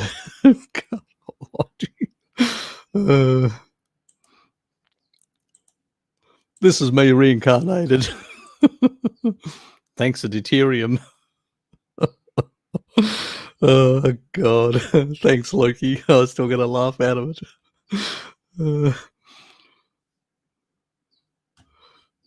I think it was Loki. I don't care who it was. I was still going to laugh out of it. Back to the regular stuff. Yes, so this. Do not worry. Taking 50,000 IUs of what? Is that vitamin D? You probably only need 10 to 20,000. You don't need so much. Unless you're getting enough retinol to balance the sort of stuff and enough usage for it. Our maximum is between our body. That's why our body tends to reduce the intake, so it's all a matter of balancing. Unless you're very morbidly obese and you need to basically, your fat cells will take a lot of it. That may be the case. Yes, that may be a different thing, but it depends on your circumstances because fat cells do suck it all up. So in that regard, cream on my lips. Yep. Oh, look, she's good on a lot of things. So I just disagree on her reductionism on the dairy side, but everything else she's pretty good at. She's got a lot of wealth of information. She's a nice lady. I actually like her. So just disagree with her on one point. We can't agree on everything.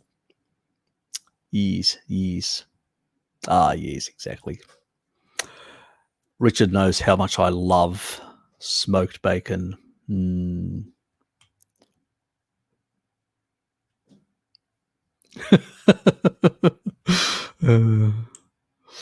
Yes. He's not really a sharing person, Richard, is he? Can you imagine turning up at his place? He'd literally have you'd have the kitchen separated with like a cage thing to keep you away from his bacon. Not very hospitable, not at all.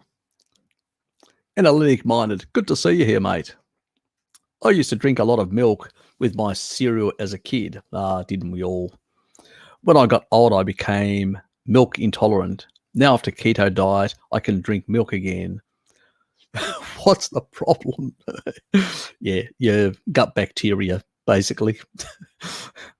That's basically what it is. Remember, a lot of people, the little thing called the appendix, if you've still got it, that's where you store your gut microbiome. So if you get back on a species appropriate diet over time, and if you've got enough vitamin D, and because species appropriate diet, especially liver and a lot of the organ meats, are very high in B vitamins. And so as you're eating those B vitamins, and a lot of meats are very high in B vitamins, and you're getting more of these B vitamins, what you're doing is, and vitamin D, you're actually really helping restore the gut microbiome, as long as you're not annihilating it with glyphosate and with too much overuse of antibiotics. Glyphosate is basically a constant antibiotic. It's the only pesticide out there that's actually has a patent as an antibiotic. None of the others have. That's the only one. So it's like eating antibiotics every day when you're on glyphosate. That's why people get so many gut problems and get such a bad gut microbiome in the end, and end up with all these gut issues, and then eventually have their colon ripped out, because that's the ultimate solution for the medicos out there. Yes. A lot of people do acquire, unless they've got a genetic intolerance, they do acquire back in old age their tolerance for dairy again. Yeah, a lot of people have noticed that as well. It just takes some people longer than others. And with raw milk, it's actually even easier. So, yeah. Yes, thank you for the N of 1. That's an important thing to sort of note now and then for other people that may have not had the same experience. Thank you.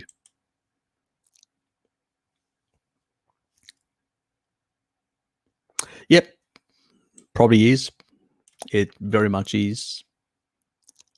Yes, I don't recommend homogenized and literally damaging the fats in the milk and the proteins with the process that they do. So I'm less concerned about the proteins because they do get denatured but it's more the damaging to them, because fats are held in a way where you do not want those membranes sort of altered or damaged or stuff like that. Plus, then you heat them, not a good thing, doing the two together. So, yeah, sort of organic, unhomogenized is probably the least egregious in that regard, yes. My buddy has a virus. He's a bit worried as to what normally is quite fit and muscular. What should he be doing to get back on meds? What sort of virus? What virus are we talking about? Figo HD. Send me an email. Provide me with some details. So, because there are ways, vitamin D plays a big role in suppressing viruses, but there are a couple of other things. So it depends on the circumstances. So let me know in that regard. Thanks, Richard. Appreciate it, mate. Oops. I'm new to this sort of stuff, so people need to bear with me for a while because I literally am a bit hopeless when it comes to that. Appreciate it, mate. More bacon for me. I'll have to go out and buy some bacon on that. Oh, that virus, you mean? Well, if it's that virus, my take on that. Vitamin D. That's what you need. And so vitamin D, high doses. So if he can't get injectables, this is important.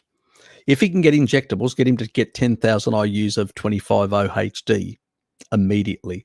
If he can get 10,000 IUs 3 times, so first day, second day, because he's already progressed now, and then about 3 days, and then again, so 3 doses.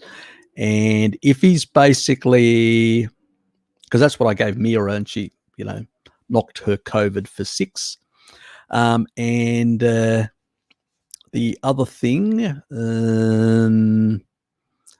is basically if he can get his hands on ivermectin, that would be really good. 12 milligrams for the first day, the third day, and the 6th day. So 1, 3, and 6. So just keep that in mind. And maybe out of Mexico, be able to get ivermectin, or Southeast Asia if you're in the Asia Pacific.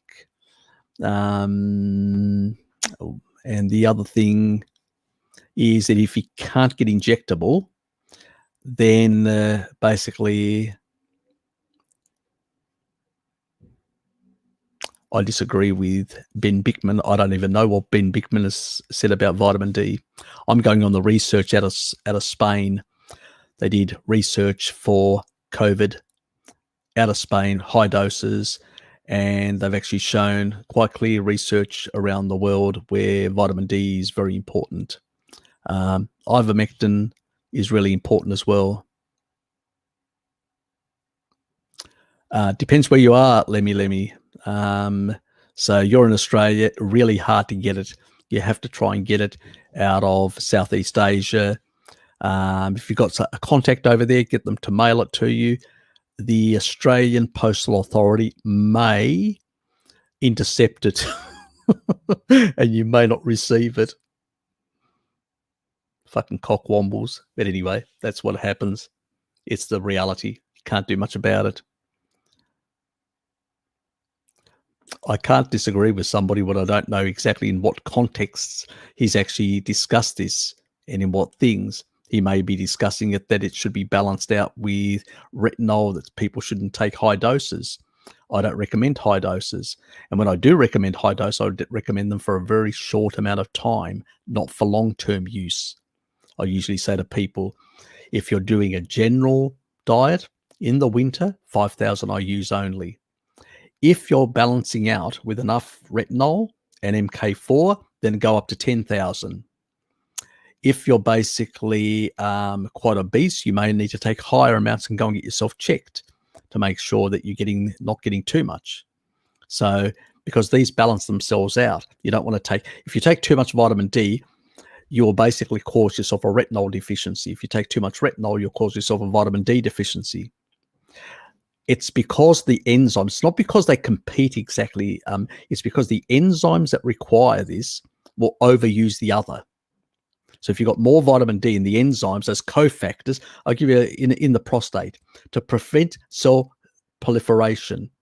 So cell proliferation in the prostate or the breast tissue for women, there are enzymes that regulate this cell proliferation. Those enzymes have vitamin D as the main cofactor and secondary retinol. So if you've got too much, let's say you're dealing with cell proliferation in those tissues, you put a lot of vitamin D, let's go. But you're going to basically be sucking shitloads of retinol into the system, into those enzymes to make it. So as a consequence, that's going to cause a problem, a deficiency. So you got to know how the body works. And when you understand how these enzymes can use certain things, that's why eating whole foods gives you more balanced micronutrients. That's why I usually say sun, salt, and meat. You know, I know it sounds corny, but it really is fundamental in the way our ancestors ate. They were in the sun, you know, drinking blood of the animal, getting the salt, and basically eating the meat. And that's the sort of combination that they did. And that's the difference. So I don't know in what context Ben was talking about, that people are misusing and overusing high doses and causing themselves that. That's why I always say, if you're going to take that, you need to balance it with MK4 and retinol. So either you eat a bit of liver or you basically buy yourself a retinol supplement like cod liver oil from Rosita, which is the only brand that I recommend because of the traditional way they extract with cold extraction, which is very stable and very, not risky. So that's the key thing. So personally, I don't know what Ben said, but I never basically, you could say, critique people that I haven't heard exactly from their own mouth, you know, because I don't know what the content of what they said, how they said it, and in what relationship to what. Oops.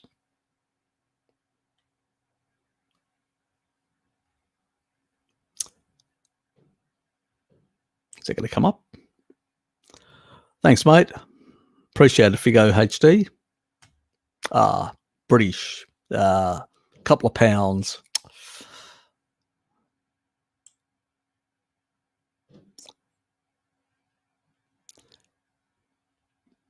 And we're getting on to the final stretch, which is the half hour sort of mark. I'm just going to quickly take a look whether I can see anything. That was the milk tolerance. Yes. Shores like me love the sun. The only problem with me is that I used to avoid the sun because I get photo bleaching. I don't give a shit anymore. That's why my hair, all my family goes grey. I've shown you my genetics. It's one of those unfortunate things.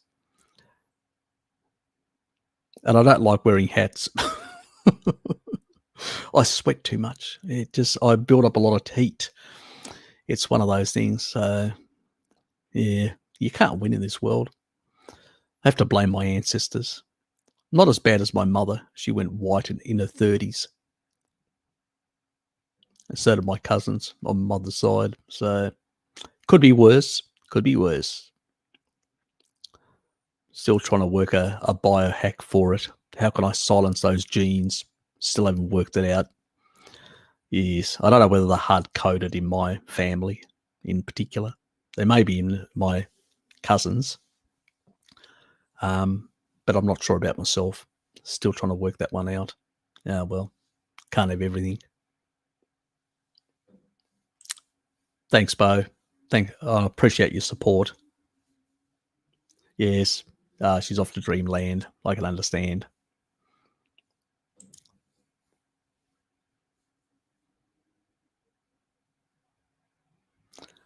I'm glad it did, Kayla. Yeah, it does help quite a bit. You've got an appendix, you've got a gut microbiome. What you need is to restore it with B vitamins. And that's because animal foods are very high in B vitamins. Eventually, over time, it can be done. I just like to accelerate the whole process by saying throw a whole lot of vitamin D, 10,000 I use, throw a whole lot of B vitamins in there and get the process working a bit faster. So let's grow those things back and use those sort of strains that suppress the pathogenics to allow the healthy ones or the beneficial ones to grow in our system from our gut microbiome storage container, our appendix. So very important. If people have lost their appendix, drop me an email. It's a video that I haven't done, but there are a number of different things you need to get, and it's a more expensive option. But it's the only way of actually restoring those. And you have to be much careful with antibiotics and stuff like that. If you don't have an appendix, it really is much more difficult. Yes, it's the thing that doctors say, it has no need. You don't need it. What a load of bullshit. Ignorant cockwombles they are sometimes on those sort of things. Beyond the brilliant when it comes to, my cousin's a doctor, a specialist, and they're brilliant when it comes to, and he's a very smart man, brilliant when it comes to pharmacology and surgical techniques. But beyond that, completely ignorant. And like my cousin claims, we don't have the time to look at other things. Yes, but that means you end up with a very narrow focus on how things work.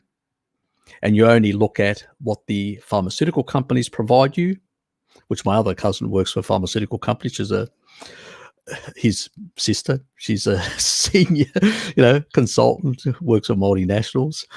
So, yeah, we've got plenty of people like that in the family. Good sources of information if required. But yes, believe me, there's nothing like eating a species appropriate diet that eventually gets you there. And Kayla, I'm happy that you're much better now.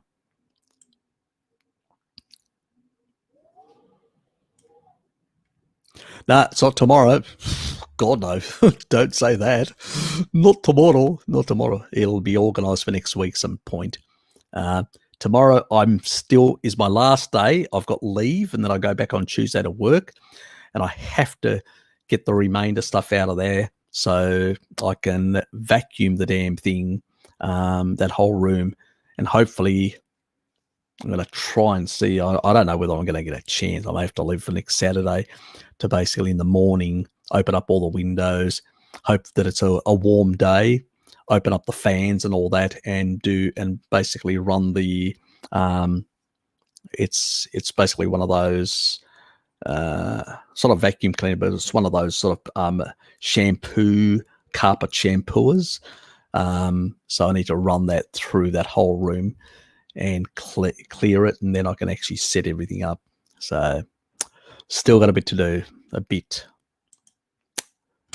damn busy. And through the week, I'll be just clearing out the remainder little things and getting my garbage bin out. And that'd be the last one, because usually I just put my bin out once a month because there's so much little trash that I actually accumulate. But now I've been putting it out every week, wheeling it out every bloody week. Sick of doing that. Actually, I realised I used to do that when I was a plant eater, a kibble eater, constantly, and sometimes my bin was so full I had to pressure things to get in because it was so much packaging. God almighty. Crap that I used to eat. I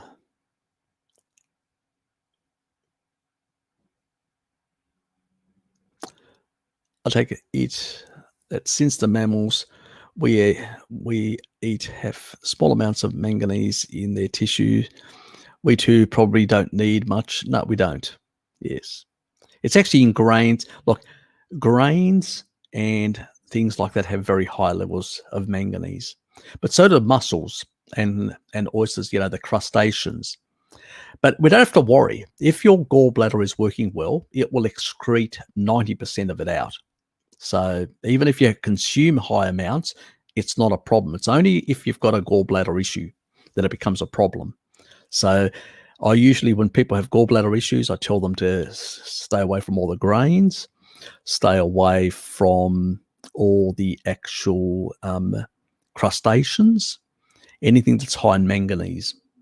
And then basically work on fixing up there with taurine and, checking their liver enzymes and stuff like that, working out where the state of affairs is. So you may need alpha lipoic acid if there are problems here. If they're not, then just stick to the taurine and stick to trying to emulsifying. Use things like citric is really good as well for, helping with the dissolving of these stones. So it all helps, so whether you want to use lemon juice or whether you want to use, like a citrate supplement, I'll leave that up to you.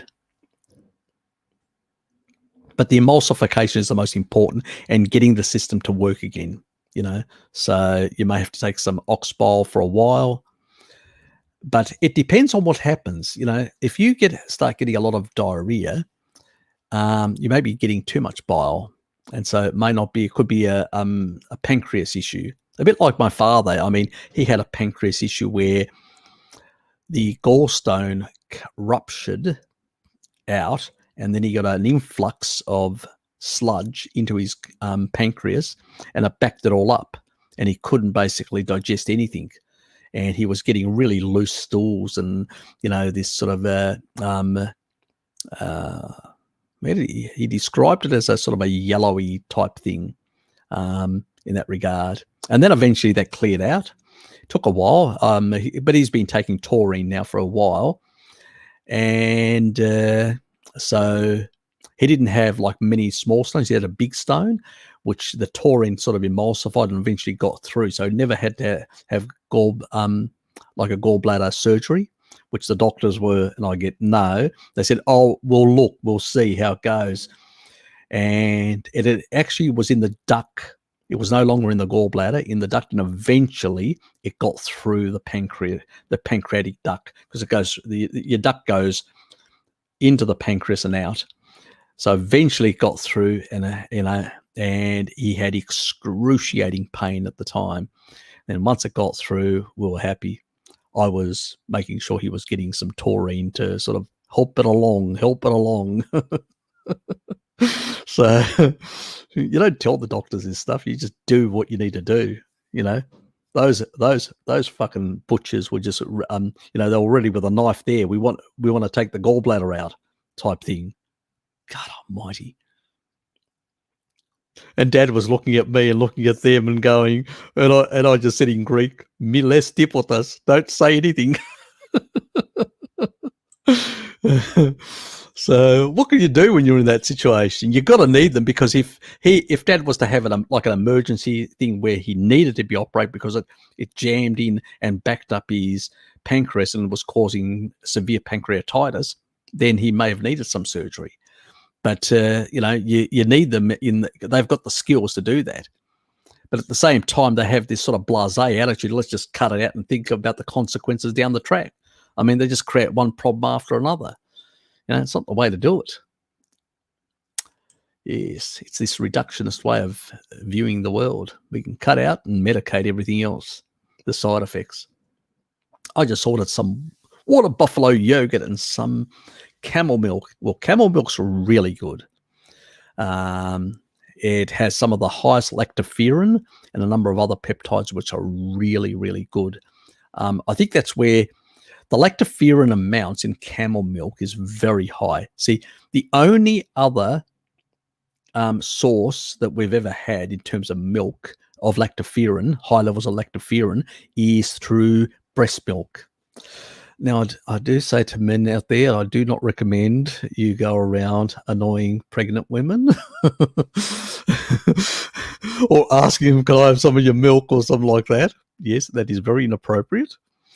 But, your next best option is what Deborah's doing, camel milk. Yes, camel milk's the bee's knees when it comes to very high amounts of these important factors that help with our immune system and our health.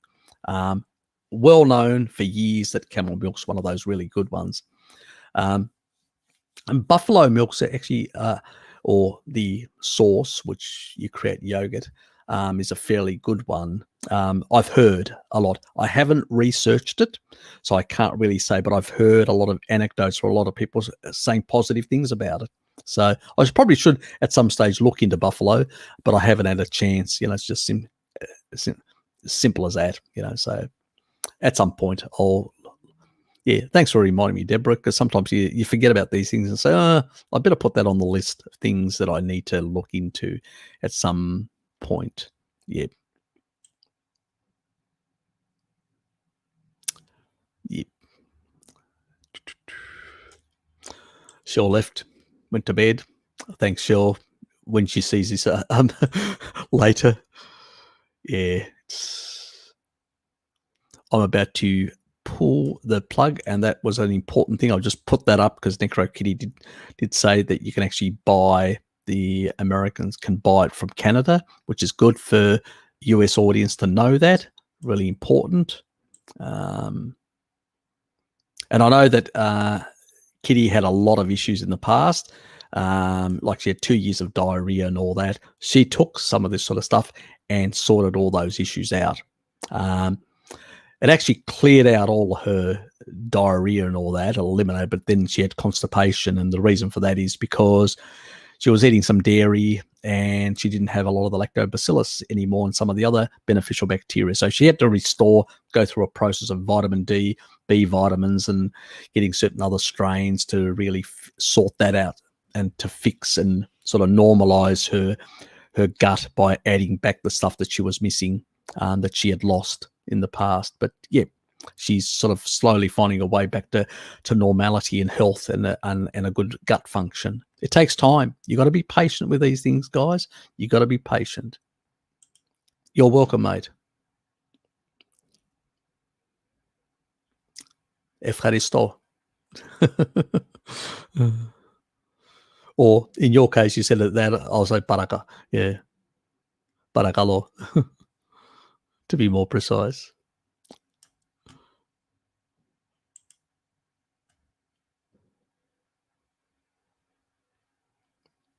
Oops,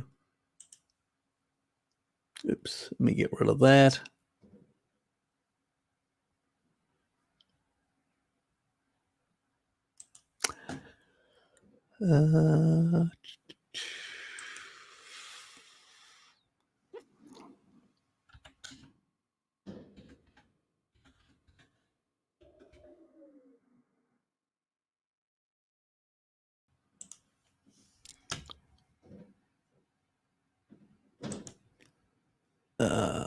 take that down to 100 again.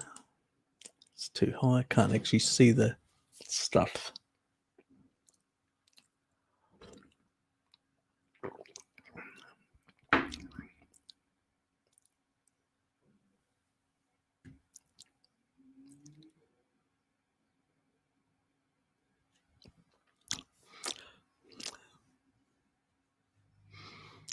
What did Kitty say?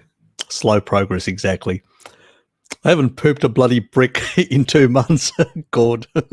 She went from diarrhea to bricklaying. Yes. Yes. She's much better now.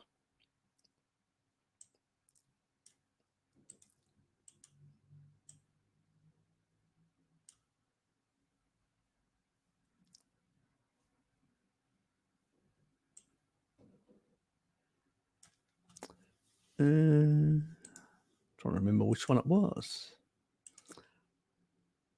Was it on page 2 or page 3? Can't remember.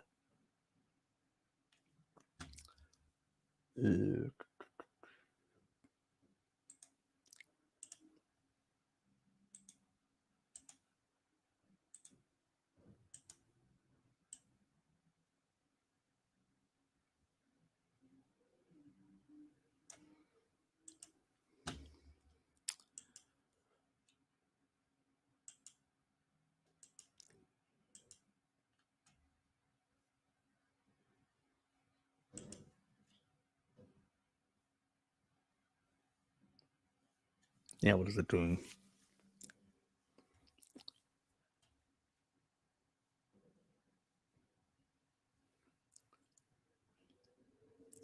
Need to remember which one it was that I'm. There's a couple of different ones. You got to be very careful with the B complexes that are basically, because I've actually already put down if you check the stream, you'll actually see all the stuff that the ones that I've actually already pinned in terms of the vitamin D. But the pantothenic acid has to be low, 50 or less, and no cyanocobalamin. We don't want things turning into cyanide. Folic acid, we don't want that shit because a lot of people can't convert it. I'm one of those people that can't convert it. Folate only, methylfolate and methylcobalamin. So that is very important.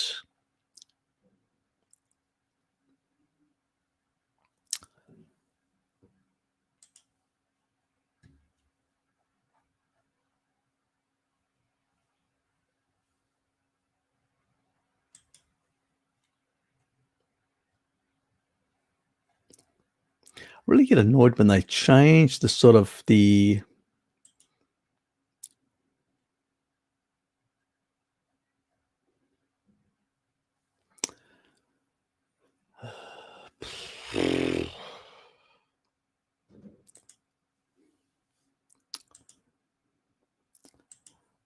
give me a sec. I just had to sign on because it was the only way of actually.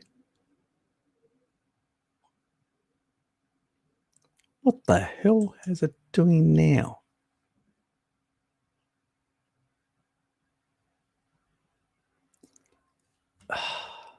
God almighty.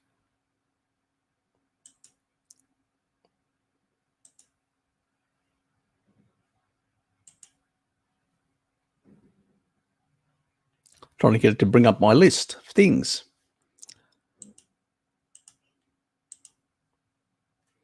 Now it wants me to sign in again. Ah, God. iHerb's getting its knickers in a knot. Because I've got it in my list because people ask me all the time, so I have to maintain it in my list. Yep, this is the one.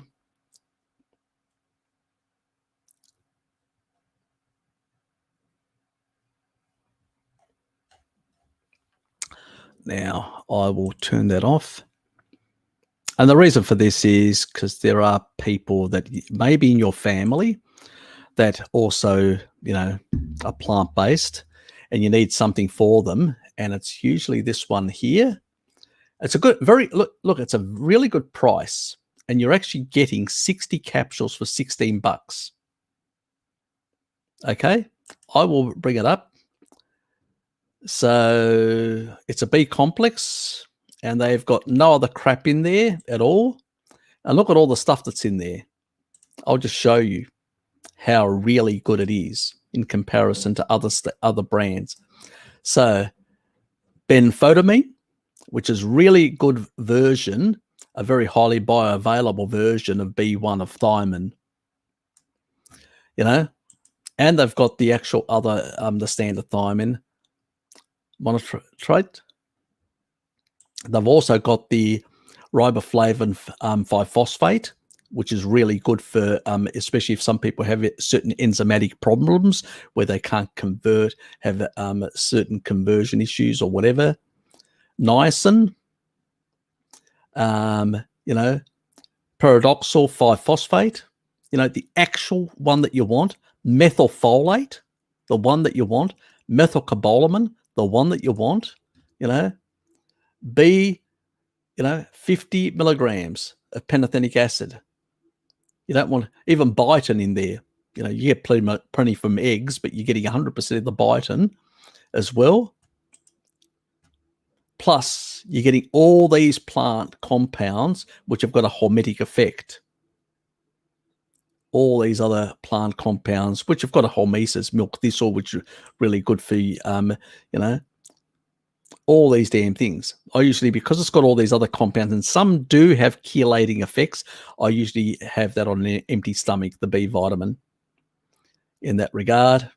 But that's what I have it pretty much. And this is a really, it's one of these, you know, plant-based sort of businesses. So they make a really high quality product at a really low price compared to the rest of them out there. So even though we like to poke fun at the veganerized community, this product is one of theirs, and it's a really good product in terms of the amount of stuff you get for the very little money you actually pay in comparison. So there's, you know, a lot of things in here, even things like ashwagandha, you know, good for the prostate and good for, you know, for those hormonal things. So there's a lot of things in here that are really good. They've even got probiotics. You know, they've got some of the rhamnosus ones. They've got some of the other ones. They've got this one which actually deals with glucans, with, you know, and stuff like that. So, I mean, other ingredients, plant cellulose, no fillers, binders, or common allergens, nothing. You can give this to a kid even. Probably the dose is a bit high, so you'd give it every 3 days, or, you know, once. You know, you don't need to give it very often. But it's, I don't know whether they've got a kid formulation. They may actually have one. You'll have to search the site, but it's an option. You know, so it's a really good option because it's got a lot of those elements in there compared to, this is the one that I usually buy. So in that regard, anyway, I'll stop sharing that.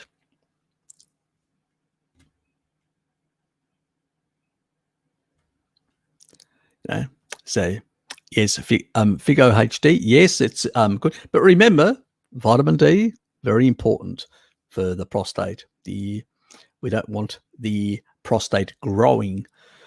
When you're deficient in vitamin D, this is why prostate growth is happening and why people are having difficulty urinating. Yes. Even Dad has seen improvements as he's been improving his vitamin D status, and he's 87. So, yes, very important to basically shrink the prostate with vitamin D and retinol and MK4. Get the fat-soluble vitamins in, and they fix the problem. Ashwagandha also helps. It reduces like estrogen. It sort of helps eliminate some of the estrogens and helps with some of the xenoestrogens. So helps with all this sort of stuff. But choline does as well. Choline methylates away estrogen, even more effective. So very, very good. Hi, AG. Good to see you here, mate. So that's why eggs, which are very high in choline, They not only transport fat out of the liver, so to eliminate fatty liver, and I've done a really old video that talks about that issue with fatty liver and choline, my first methylation. I need to change the title.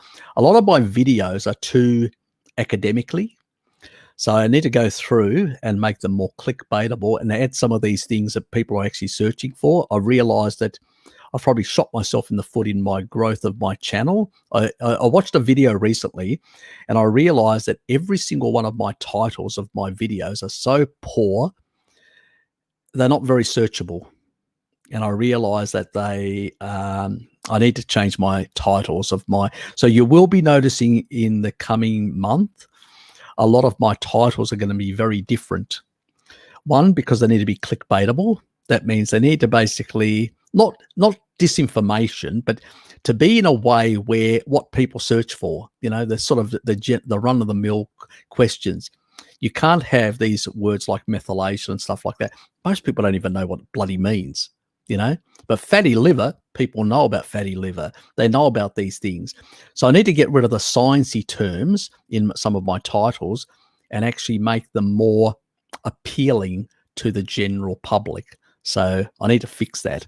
That's sort of it's been a struggle for me, but I have got better with you guys.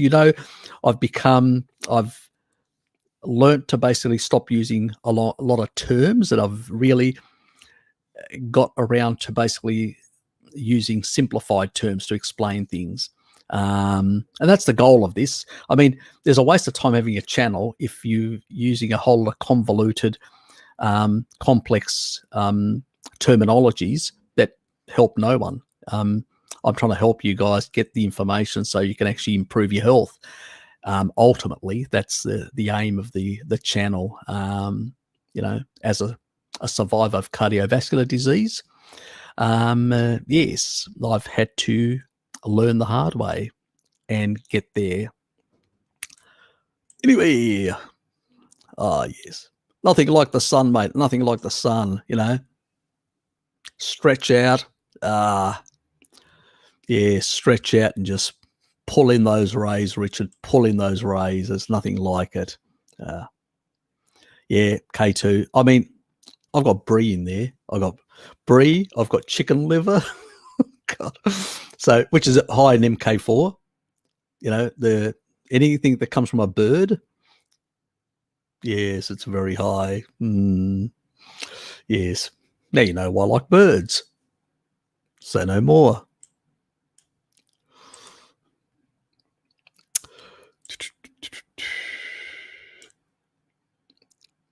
So I'm about to 5 minutes, and I'm about to pull the pin, so to speak.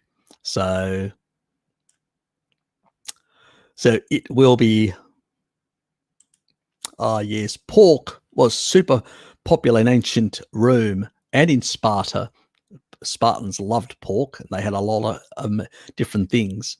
Yes. It fed the Spartans as well. The Spartans were actually the Greeks that actually popularized through the Greek world pork. They loved it. It was very popular.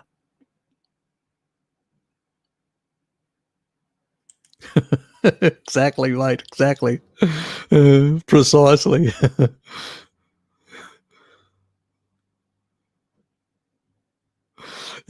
Precisely. Yes, there are plenty of Muppets out there. Plenty of them, unfortunately. Too many of them. Yes. Check my video on the cancer one that I did. There's going to be more that happening, but do check the one on cancer that I've actually done.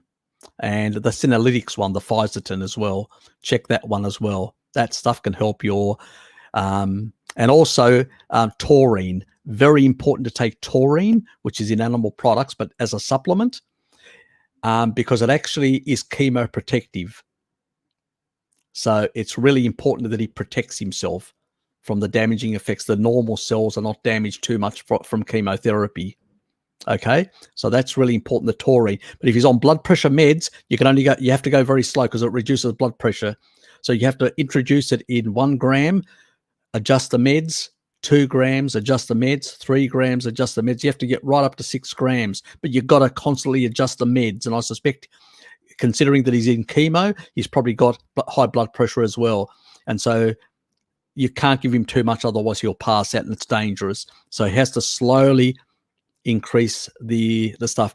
And I attach research for every single claim that I make. So if you check my videos and then go in the description, you'll find the research, print it out and give it to his fucking oncologist if he makes any, if he gets bitchy or whatever, you know what I mean? So they need to wake up the importance of using choline to protect their patients who are doing chemo. Anyway, and a number of other things that are in there that you'll actually get some usefulness out of it. You're welcome, mate. Yeah, so that's been pretty much it, guys, in that regard. Yes, nothing like having a relationship, an ex-relationship with Mr. Randall. Yes, tell Philip Randall he's not invited around anymore.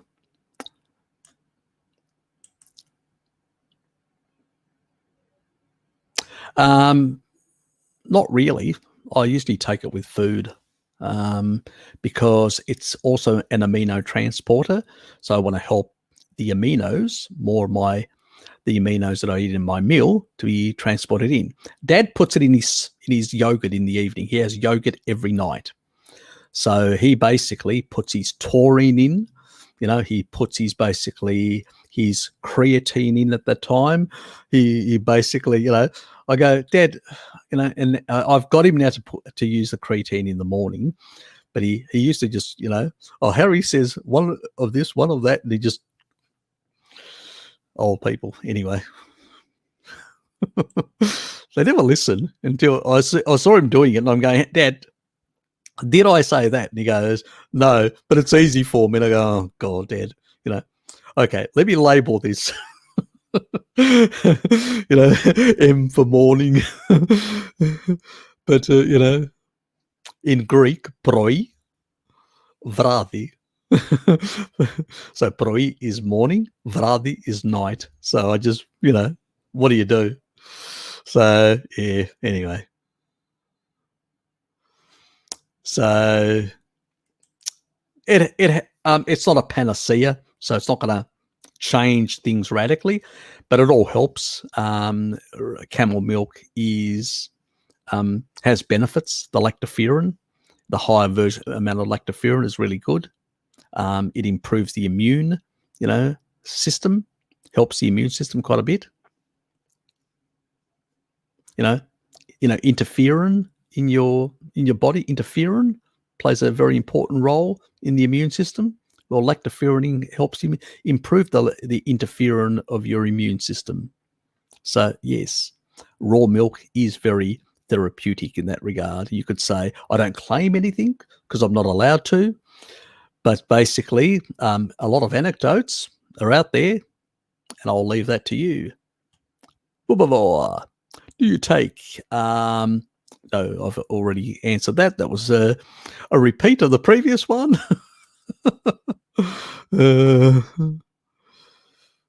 Yes. G'day, Chris. You're late. Dusters for you, mate. Could be worse. I could be sending you to the corner, the naughty corner with Ted. Oh, that would be naughty. It'd probably be enjoyable for you, mate, as well. That's the downside. I know you too well. These Aussies, And that was Necro Kitty with a poop, bricklaying. Oh, I'm happy you do. This is pretty much, it's a lighthearted entertainment thing, plus with a lot of information, and let's say I've read a lot of shit in my days, trying to fix my own health problems, and so I've learned a lot. I've learned a lot what works and what doesn't work, and what reverses things and what doesn't reverse things. So it's been a long slog in the last 10 years, but I've learned a lot, and I'm just happy to share that knowledge and the research, so people at least not only know but also have the research, so they can actually go to anyone. They can go, well, check the research out. So that's important, because people do. I never make any claims, and I usually will say to people, if I don't have any research, but I've got anecdotes, that means anecdotal. I'll say it's speculation, but anecdotally, it seems to give it a try. You've got nothing to lose.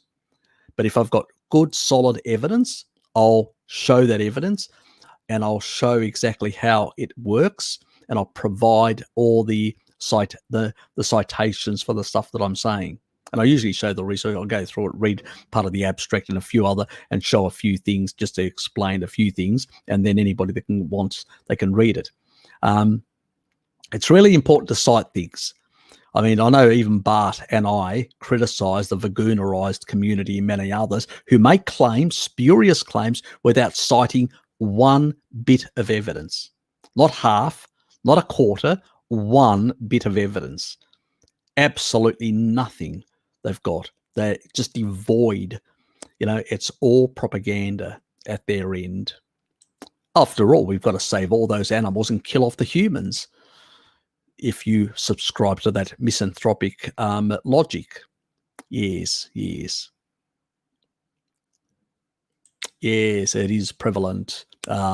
It's due to the reduction in fat-soluble vitamins, Vigo HD, which has happened in the last, 40-odd years. And we've seen, and also an explosion in a whole lot of other foods that are basically increase the deuterium content, which stuff up your mitochondria and tend to push the growth pathways, the high insulin to glucagon due to the Randall cycle, and all these sort of things in combination have really just set the stage for a lot of chronic disease. So eggs and liver, obviously, eggs and liver.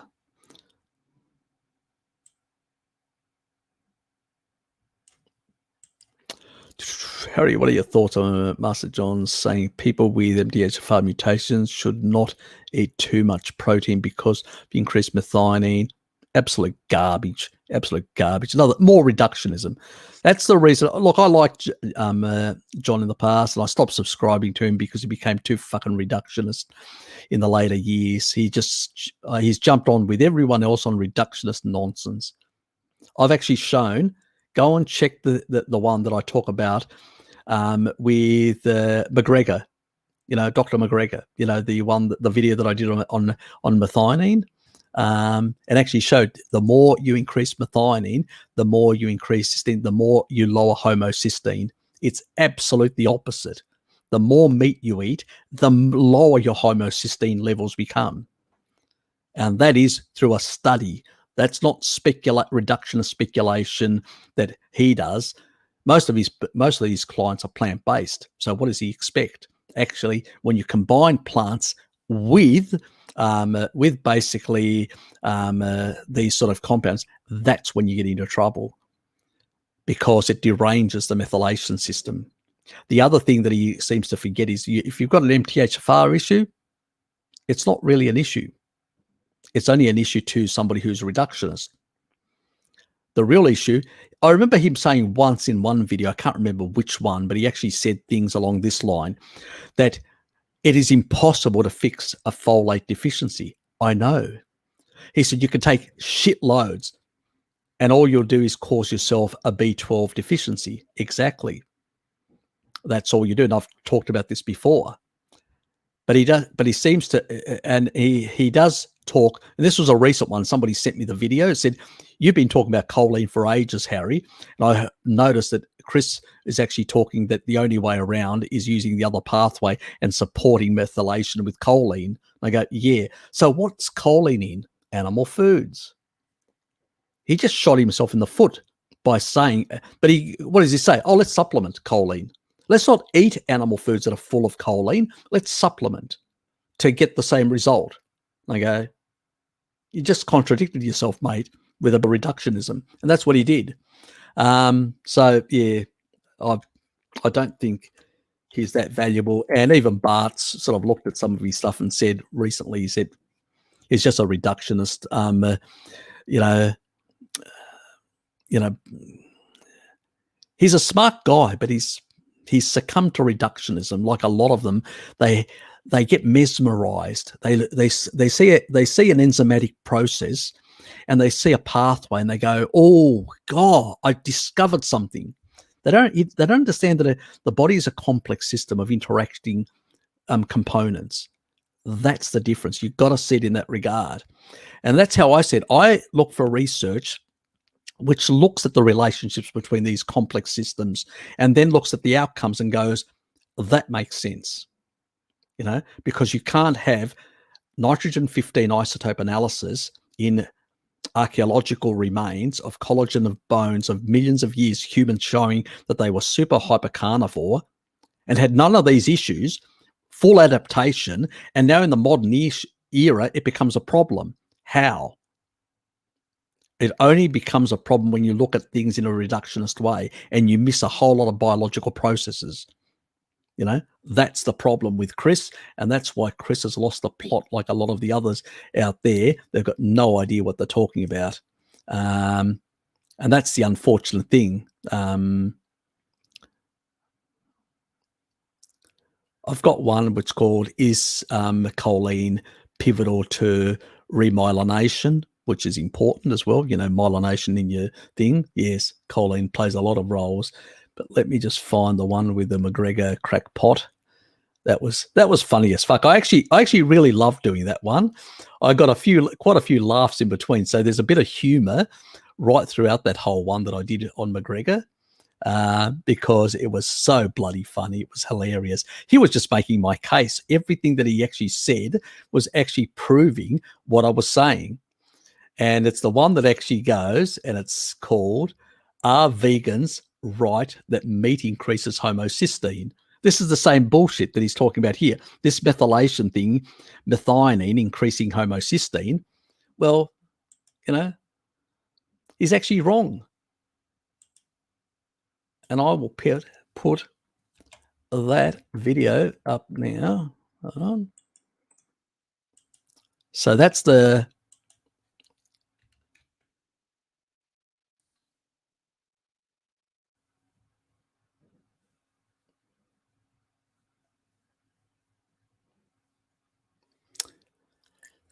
it has to be annoying, doesn't it? Okay, so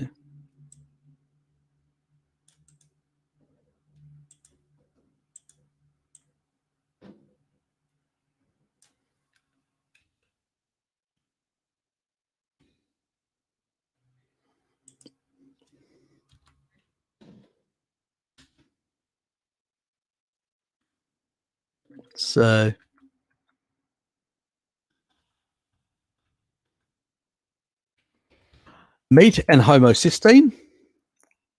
So that's the one, and that is absolute funny as fuck. Because I go through it, and some of those stuff I just basically pull out some really good liners, having a go at Gregor the Vagoon. They're one of the kings of the Vagoonerized community. And I have a really old one. Let me just try and find it, which is a really important one for methylation, for people that are concerned with methylation. That's the other one. I need to change the title. It's a ridiculous, very sciencey type title, which people just can't search. I need to change the title of that one. It's just too cryptic in that regard. It's called Methylation Part 1, MTHFR. And it's pretty much next to fucking useless for most people because it's basically hard to, But this actually shows that all you need to do is eat meat or milk, which is high in riboflavin, and it's a riboflavin deficiency, and it corrects that enzymatic pathway completely. Homocysteine, once you get riboflavin, collapses like that, and meat, just 3 A glass of milk, 2 glasses of milk will actually give you 100% of riboflavin.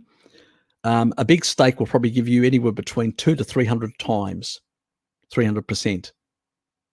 And it will correct MTHFR. You don't need folate. You don't need any shit. And remember, your body, unless you have, I'm one of those unfortunate people that have got certain genetic SNPs that really fuck and that happens in about 2% people and the other one in 4% of people. These are very rare. I'm one of those people that have both. So I need to eat organ meats. I need to eat these things because otherwise I don't get these things. Most people can quite easily convert methionine to choline and choline to folate. Got it? You don't need to eat folate if you're eating choline-rich foods. If you're eating methionine-rich foods, you also don't need, because those enzymes can go right through. Got it? Supporting both methylation pathways. Easy, you know? So if you really want to methylate away estrogen in your body or xenoestrogens and stuff like that, just take a higher dose of choline supplement to get rid of the stuff. So anyway, a video for later on to do, but he's wrong, completely wrong, absolute crap. Excrement, as our dear friend Barkay would say, absolute excrement. No,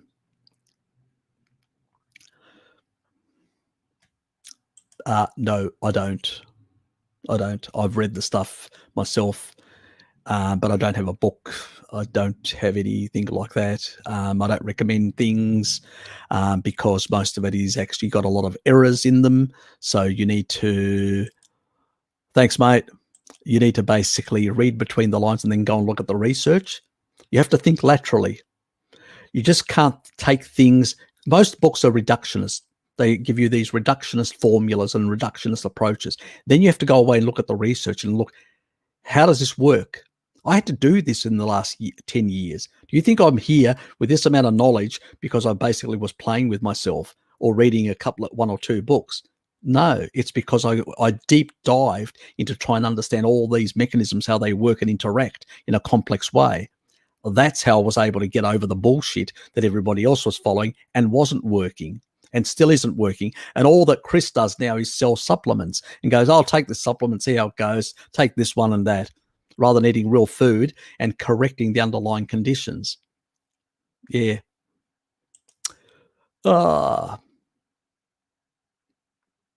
What? Watch out, hey, you're sounding very homophobic. Am I? I'm not. Actually, one of my friends is gay, so I don't have a problem with people like that. He actually uses even worse ways to describe himself. The Vagoons will go for you any reason. Oh, who gives a shit what the Vagoons say? The misanthropist, you mean? I'm always into the satire. Oh, is that what you mean, homo? Homocysteine, gotcha. Genus Homo, the whole speciation. God, yes, I got it now. Yes. I sometimes have to remind myself of that sense of humor. I do play around with that. Yes, I know the Greek thing as well, and the goat thing. Yes, we do love goats, us Greeks. Yes. I'll claim everything. Thanks, Harry, for the Emerson and vitamin D. I had a slight cough and the doctor recommended I take, and after 2 days, my cough is gone. Exactly. Yeah, it makes a big bloody difference. That's what I mean. High doses when you need to, and just the average dose, what you would get from sun exposure. It's just a boost. Give yourself a bit of a boost. Yeah. Sometimes injectable one, much quicker. You can actually get the recovery within 1 day. That's what Mira noticed. The next day after she had the injection, 10,000 IUs, the next day she was out of bed. But she's lean, so she doesn't have a lot of fat tissue to basically absorb a lot of it. So it went to be used, which is a good thing. So pretty much in that regard, I better friggin', oh shit, is at the time. I better go. I'm late. So thanks guys for being here. And I will see all you lovely people. Thanks for everybody that supported me today. And appreciate your time. I know it's valuable. I hope I entertained you and informed you enough. And this stream was useful for you. Thanks, guys. I appreciate it. I will improve some of the titles of my other videos because currently they are a bit cryptic and they're not very clear and very easy to search for. So I need to fix that. I realize that it's a sort of a deficiency, or it's me that I have to move away from thinking sciencey and start thinking in that regard a bit more, a bit more in a way that you guys can get more value out of it, because that's the ultimate thing. The rest of it's pretty much irrelevant. Oh, that was I better put the methylation one up as well. That was the methylation one.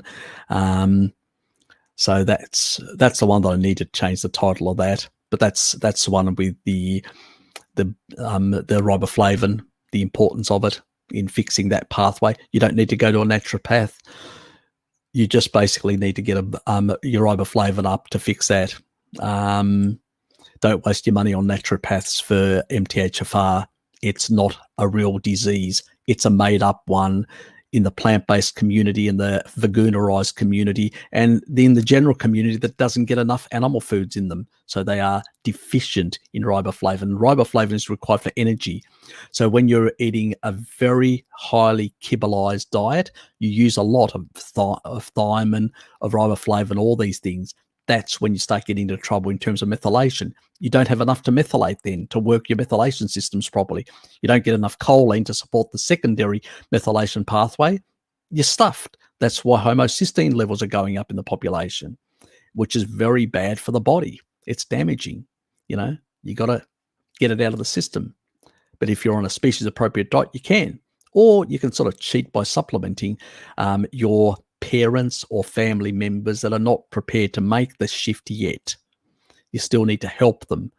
When they are starting to feel better, they'll go, that actually worked. They may be more interested then to listen to other things.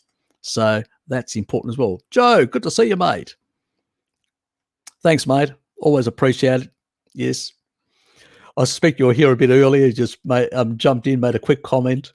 Thanks, mate. I appreciate your time as well. I appreciate everybody's time, because at the end of the day, all our times are valuable. We've got family. We've got other things. Do not neglect your family. You can always come and watch my videos at another point or listen to them. Your family is important. Your life, some time to yourself to basically allow to unwind and chill are important things. Social media isn't the bee's knees. Yes, you can get some information from some good places like Pim's, my channel, I believe. That's my belief, and I think you guys recognize that as well. Bart's and a few others. But you don't need to spend too much time. You need to spend a bit of time chilling out, enjoying life, enjoying the sun, enjoying basically just sitting back on grass, earthing yourself to Mother Earth, pulling all those negative ions into your body, which will detox yourself. That's part of the quantum biology stuff that I talk about, and improve your health. So focus on those things. They're critical for longevity, for lifespan, and for healthy lifespan, which is what we want. Anyway, see you guys. Take care. Very much so, mate. Anyway, see you guys. And the other live stream will be in about 4 hours and 40 minutes from now, for especially the towards the end part. I will probably do it maybe a bit longer. Depends on how much time I've got. Anyway, see you guys.